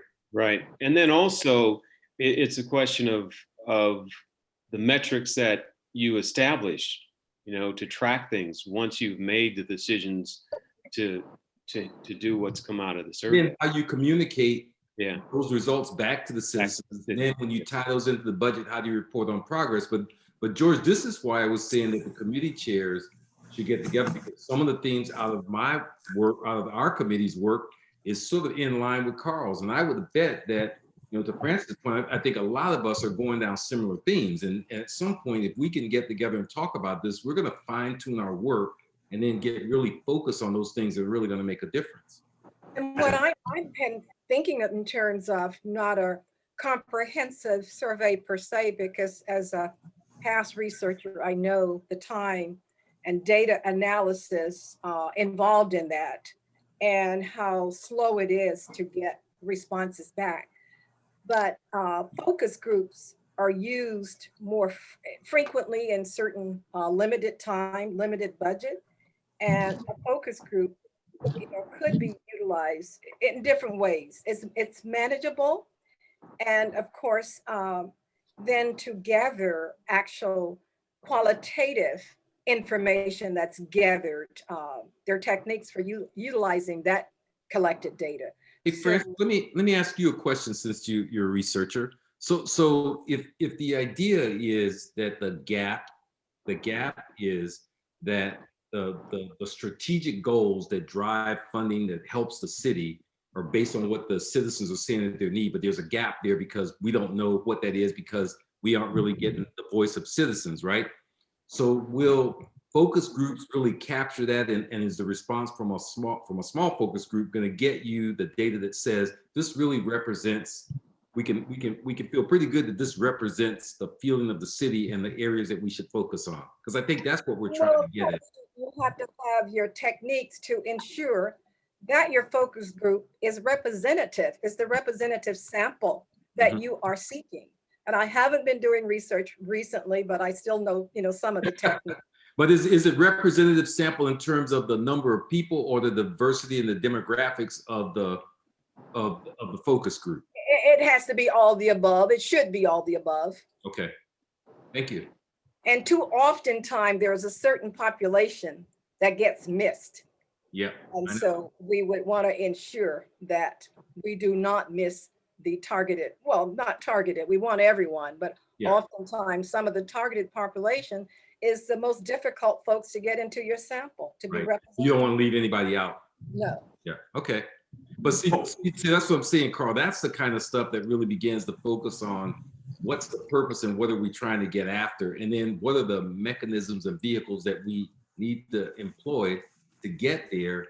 And then that then feeds back into the strategic priorities for the council and the city. That should then be synced up to go into the budget cycle and the funding, and then the report out and status of how that's doing. And I mean, it should be a continuous cycle if you can ever get it synced up. Yeah. Mari and Michael, you want to chime in on some of your thoughts? Yeah, so I had written, sorry, hold on a second. So I had written up like a small survey because something that I was worried about was like, I guess the time length, because for me and other young folks, you see a long survey and then you click out. And so like, I'm just being honest. So I wanted it to be like comprehensive. Us old people do the same thing. If it's long, we forget it. Now it's going next subject. Yes. I'm just saying, like, if it's too long, people don't want to do it. Yeah. But you still want to make it comprehensive enough to kind of get an understanding. So it's like hard trying to weigh that balance. Some of the things I included in this survey were like so it's some of the parts were optional and some of the parts were like things you had to do, but like the optional parts, well, the required demographical parts were kind of like, what district do you live in? So kind of being able to assess district needs. And then like your things of that nature, like your age and are you like registered to vote and those type of things. And then the racial demographic and other like demographic information was optional. So we could have folks put in their race. Do they belong to specific marginalized group? That means like LGBTQ, housing insecurity, houseless, all those different things. And then, you know, a racial minority, stuff like that. And then some of the questions were geared towards like the understanding of the budget. So like, do you understand the goals that, you know, the city council has set forth for why they created the budget? And then do you know how much is allocated toward this specific fund? And then after questioning, like, so now that you know, like kind of the understanding, it was like a 1 to 5, I believe. So it's easy to manage. So like if you did Google Forms, it's super easy to kind of see like how folks answer it, and you don't have to do like the research, it does it for you. Love Google. And so like you could just kind of do like on a 1 to 4, as 1 means fund as low as possible, or 5 means fund as much as possible. And then, you know, like you have the middle area. Do you what do you want? Like, do you want to fund like youth services, public works, transportation, houses and housing initiatives, rent assistance, all those different things? Like, actually, maybe I could bring it up. That way it'll help folks if you guys want me to bring it up, because I feel like paraphrasing it is kind of hard. Give me 2 seconds. I'll pull it up. I don't want to take too much of y'all's time. Because I know it's been a longer meeting, but and please don't be stressed out by all my tabs. That's how I think. I have lots of tabs on my thing 24/7. Well, it seems Okay. like you're working on something that's kind of workable, feasible. Yeah, it's just like hard because it was really short, and then, you know, it's kind of copying. So this is kind of what I was working with, like, sorry. But yeah, I was like, are you a resident of Fairfield and what district do you live in? And then here are the optional demographic type of questions, just to kind of see like how the budget needs vary by population or like by like, you know, minority group. And then this part was like on education. So like, do you know the goal set forth? Do you know the current allocation of the general fund and each department's like percentage in funding? That way you can kind of like, if folks say something needs less funding, but they don't really have an understanding of how much funding they get in general, you know, you kind of take that more with a grain of salt type of thing. And so then I broke them down by like communal needs. So these are things that we see folks kind of care about. So like emergency preparedness, since we live in California, we have fires and earthquakes and all that stuff. Youth programs and youth development, economic assistance, public health care, food security, housing, houselessness, and mental health. So these are kind of like things that like we see mentioned by folks that we care about. So kind of just assessing like, okay, how do folks actually feel about these things? Because we hear them thrown around a lot, but like, how do folks feel about them? And then this one is focused on departments. So it's kind of just like asking, so on the scale of 1 to 5, rank your priorities. So like 1 meaning take money away, 5 being increase their budget. And so these are kind of just like some of the departments that were mentioned. And this is like a very, very like early first draft, very trying to think of it like just things that would be included in the survey. And obviously we'd have to elaborate a lot more, but that's kind of the things I was looking at, because I want to assess how we're doing with the budget already, but then I also want to assess things that maybe folks are interested in that like isn't included in the budget, which is what Marty, I like the simplicity of this, and I think we go back to, you know, sort of maybe the committee defining the purpose of the survey and what you're intending to accomplish with it. And then just a couple of things like, you know, if you ask about districts, are you sure people will know what district to pick from? Yeah. List of districts. Just some simple thing, but I'm thinking I like where you're going. And then when you get down to the departments, right? If you don't know what services the departments provide, it's hard to say which ones you would take money away from. But I do like the general direction of the survey and simplicity, and then figure out how to simplify that and how to get it into the right cycle so that we move forward. And these are the things that I think that the council should be saying, yeah, that's you guys are on track. Go push, flush that out. Let's figure out how to get the timing right. Let's get that survey out there. And then we want a commitment from the council to say, to do something with it, right? Doing a survey and take no action from it means that people won't respond the next time. So you got to be able to show people that, yep, I got you. This is what we heard and this is what we're doing. And the council has to have a responsibility to act on the survey. So can I interject something? Because I love Mari, and I think I've personally taken as a Fairfield resident some of your surveys. And this is just a suggestion, is something like a question about that kind of helps you understand, or the committee understand, how local governments are funded. Like, you know, so counties provide services, cities provide services. Maybe like just like a question about like how well, like maybe gauging how well they understand what services are typically provided by a city versus what services are typically provided by a county, right? Because I think that that's such an important distinction. And I think that that's a, you know, there's a big I don't want to say misunderstanding, but a lot of people don't understand that. But it would be helpful, I don't know, maybe selfishly as a finance director, to understand when people are taking this survey, like, you know, do they understand we don't get, you know, the same funding that the county gets for certain types of services. You know what I mean? So, and I'm not dismissing this effort at all. I just would love to see something like that as a Fairfield resident, you know, something that kind of gauges the person's level of understanding. I agree with you. I think that's actually a really good point, because a lot of people don't understand, if we're being honest, like they think that, you know, the city funds everything, and it's like, no, there's a difference between like what county is supposed to fund and like the city is supposed to supplement certain things. And I think that is a really good point. Yes. But is it a question? Libraries, and that's a county service. So you would have to, as Emily said, there has to be a certain amount of education. Right. And Francis, the thing I was going to ask was, is it a survey question to figure out, to basically tell people what they don't know? Or is it the fact that we need to define these things up front, so you're educating them before they take the survey? So now they take the survey with knowledge rather than posing another question for them to say no. So I think you bring up a good point, because something that our committee had mentioned was like the need for doing education first and then doing like a survey, but like given our timeline, we can't do both, unfortunately. And so like, I think actually you bring up a good point, because I've taken surveys where they provide information for you and then you answer the questions. I think maybe if we give like a maybe between 1 to 3 pages, super short, but like enough information to be able to understand these things, and then have folks answer just like 15 questions, I think would be really, really helpful, because it provides that education and knowledge that you need prior to taking the Let survey. me ask you another question. Are you looking to do the way that you're talking? Are you looking to do the survey now? Or are we looking to build the process of setting up for doing a survey that syncs in the timing that it should to have an impact?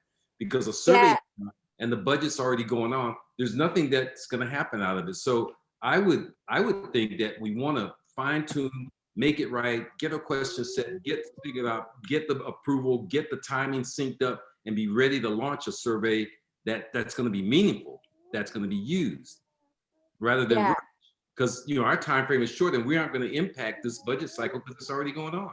Yeah, and it's kind of what Carl mentioned. Sorry, what is it you really want to know? I mean, what do you want to know? How do you plan to utilize that information?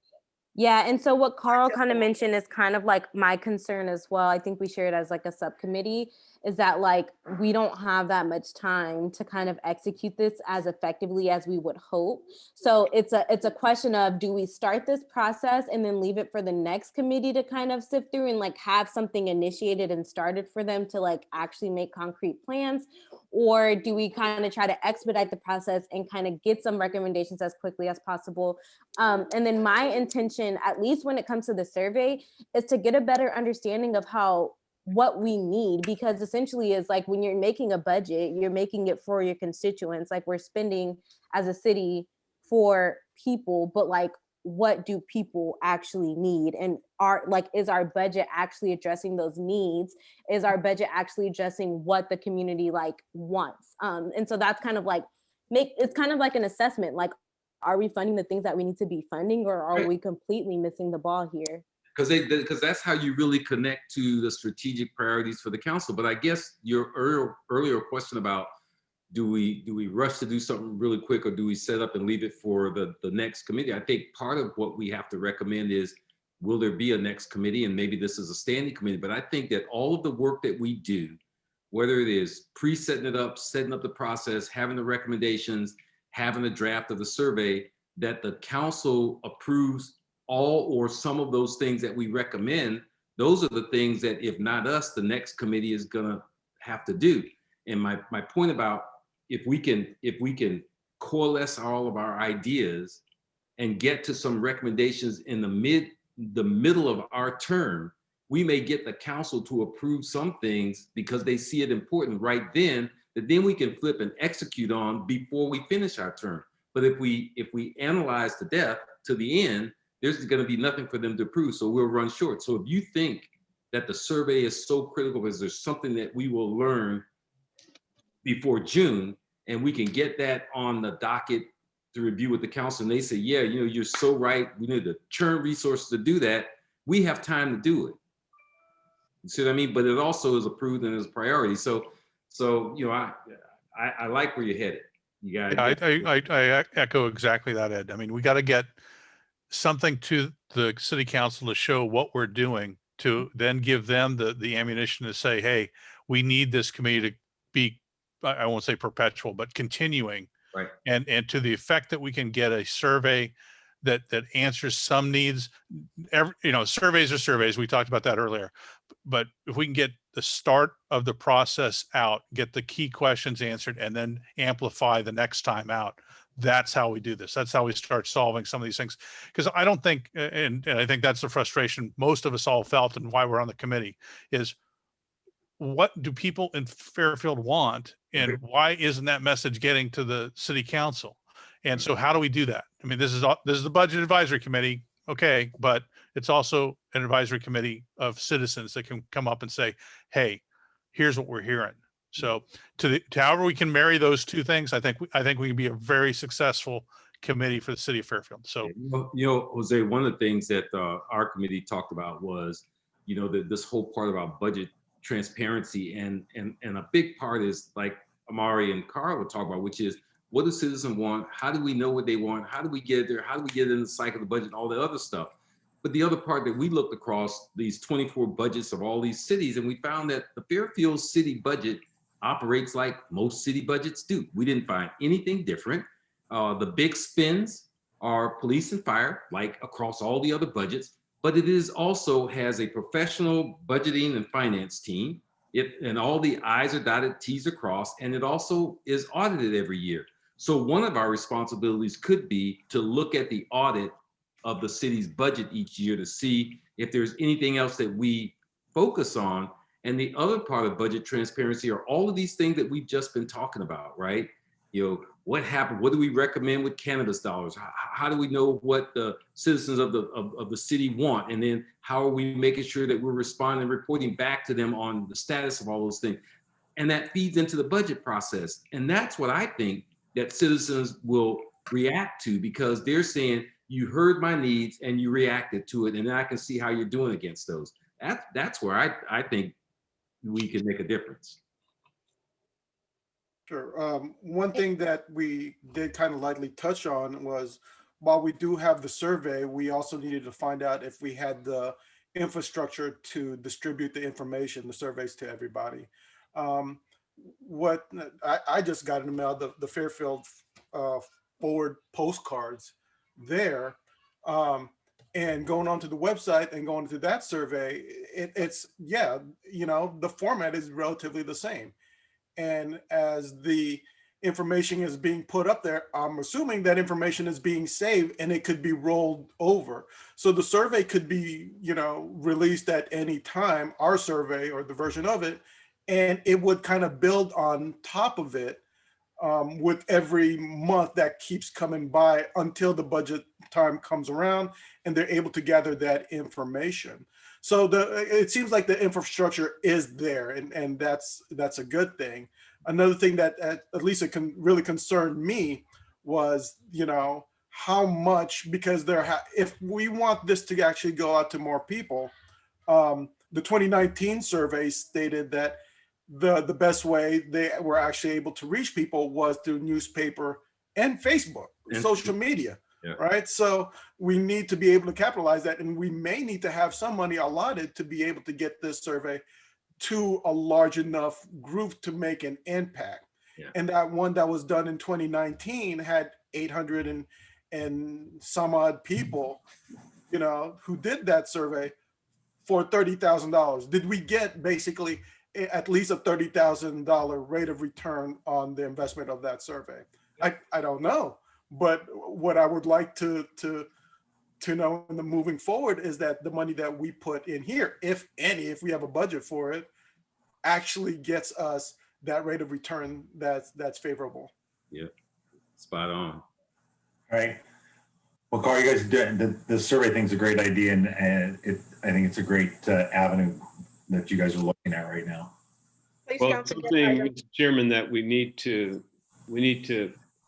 probably discuss, as Ed mentioned, you know, among the committee members, chairs, so that we can get more definitive on the direction that as a committee, as a whole, that we want to take with this thing. I certainly hope we can do item 5A tonight. Sorry, Francis? Yes, I'm sorry, I missed that. I'm hoping that we will work on item 5A. Yes, we'll item 4A and B are going to be real quick. I'll give that update. Michael talked a little bit about it. So fairfieldforward.com is the planning process for the general plan, basically for the next 30 years. It's been quite a while since Fairfield's done one. So they're starting this process now. It's about a 2 to 2.5 year project. So go to the website, fairfieldforward.com. On the right-hand side, quick links. You can take the survey, have your friends take it, look at it. Look at that as a survey, like Michael talked about and Carl, that we can use something similar to that to go to the council for approval on. So it was more of an update just so you can see what's there. Item 5, subcommittee appointment. Is there anybody that's not already on 2 committees that would like to serve until we get a new member, which could take a little bit of time? Does anybody want to volunteer to serve on the fiscal budget committee with Francis and Muriel. Muriel? I'm sorry. Okay, I'll Sabine. volunteer. Thank you. Thank you, Sabine. You're welcome. And Francis, I can let me know when your meetings are too, because I'll pop in. You'll run them, but I can help you and do some things too to help. That would be greatly appreciated. Okay, Chair. absolutely. Hey, George, and Sir? like I told you, we are, I think once we have the subcommittee, I think our committee is about wrapping up and we're going to be working on sort of final recommendations. So Okay. 3 of us will be sort of freed up to pitch in, you know, as we get focused on restructuring committees. Great. I know Michael and Tara Lee are both on another committee as well. So I just want to make sure they don't violate any Brown Act by being on too many committees, which would then. All right. So I think we had a long, productive meeting tonight. I think we all got some great information from Dawn and from Mari and Carl in the committee. So I'm really happy where we're going with this. So I think we can make some great headway with the council. I do plan on bringing it up to the council on Tuesday, having them look at making this a permanent committee, not just a sunsetted committee for 6-7 months. So I think it's important for their main goal, which was transparency and accountability. And if they really care about transparency and accountability, I think this committee needs to go on further so they can actually get involved instead of at the very end of a budget cycle, closer towards the beginning, so that there's proper oversight and can really do our jobs or their job. Whoever. Next. Can I add to that too?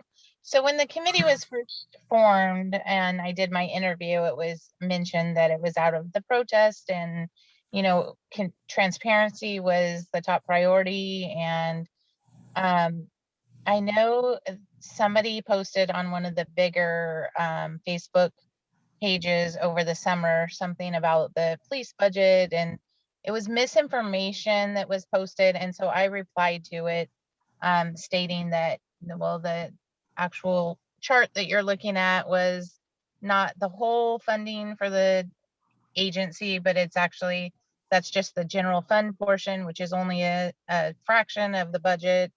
So I think part of our committee should be educating the public too, which is part of the transparency, because I mean, I know people that make 200,000 that don't understand the Fairfield budget. I know people that make 0 and could write the budget.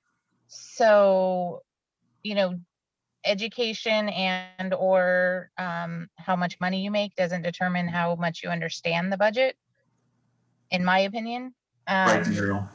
But I think it's And really there are actually interests too, because some people are just not interested in the budget. So how do you, sort of maybe Right. aware and talk about the value of understanding? So it could be just people just not interested because we haven't made it exciting. well, But, and you know what? One of the things I find interesting on Mari's, one of her questions was, what district do you live in?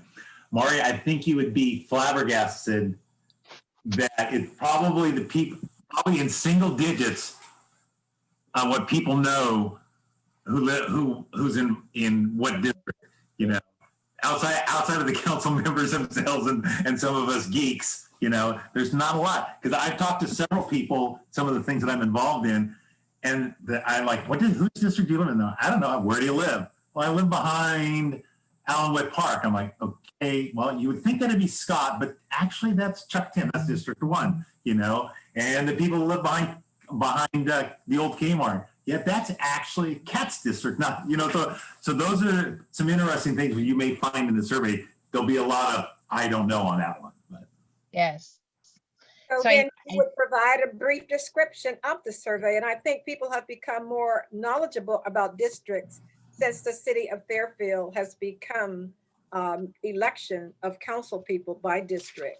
I actually did a survey based on it, and you can just include, there's like a link that's also from the city of Fairfield that like you can type in your stuff. So like if we were to do the survey, I would include that, like, don't know your district, find out here. So then you can. Right, that's great. Yeah, because you can type in an address. Yeah. Or like a map of Fairfield with District 1, 2, click on whatever area you live in. And easy. Super. Okay. Does anybody have a motion to adjourn tonight? I motion to adjourn. This is Muriel. Thanks, Muriel. A second? Second. All those in favor? Aye. Good night. Good night. I was gonna say, do we need a motion to adjourn? I think you did say I'm the chair and I'm adjourning. Oh, cool. Fantastic. Oh. Yeah, you're in charge. No, I don't have to do we don't have to do Nope. Okay. Chairs, I already sent you an email, so if you can respond to that about a meeting, that would be fantastic. Everybody, have a great week. If you have any questions, thoughts, provoking thoughts, don't be afraid to call me or email me. So, especially if you'd like something on the agenda. So, I like to get those things. I need to get them to Amber the 7 days before our meeting, so that 14 days, there's something you see limit. No, I mean, we're a group and it's cooperative because not one person does this. We're all a group, and the more we're all involved, the better that our end product will be. So everybody have a great night. All right. Thank Good you. night. Night, everyone.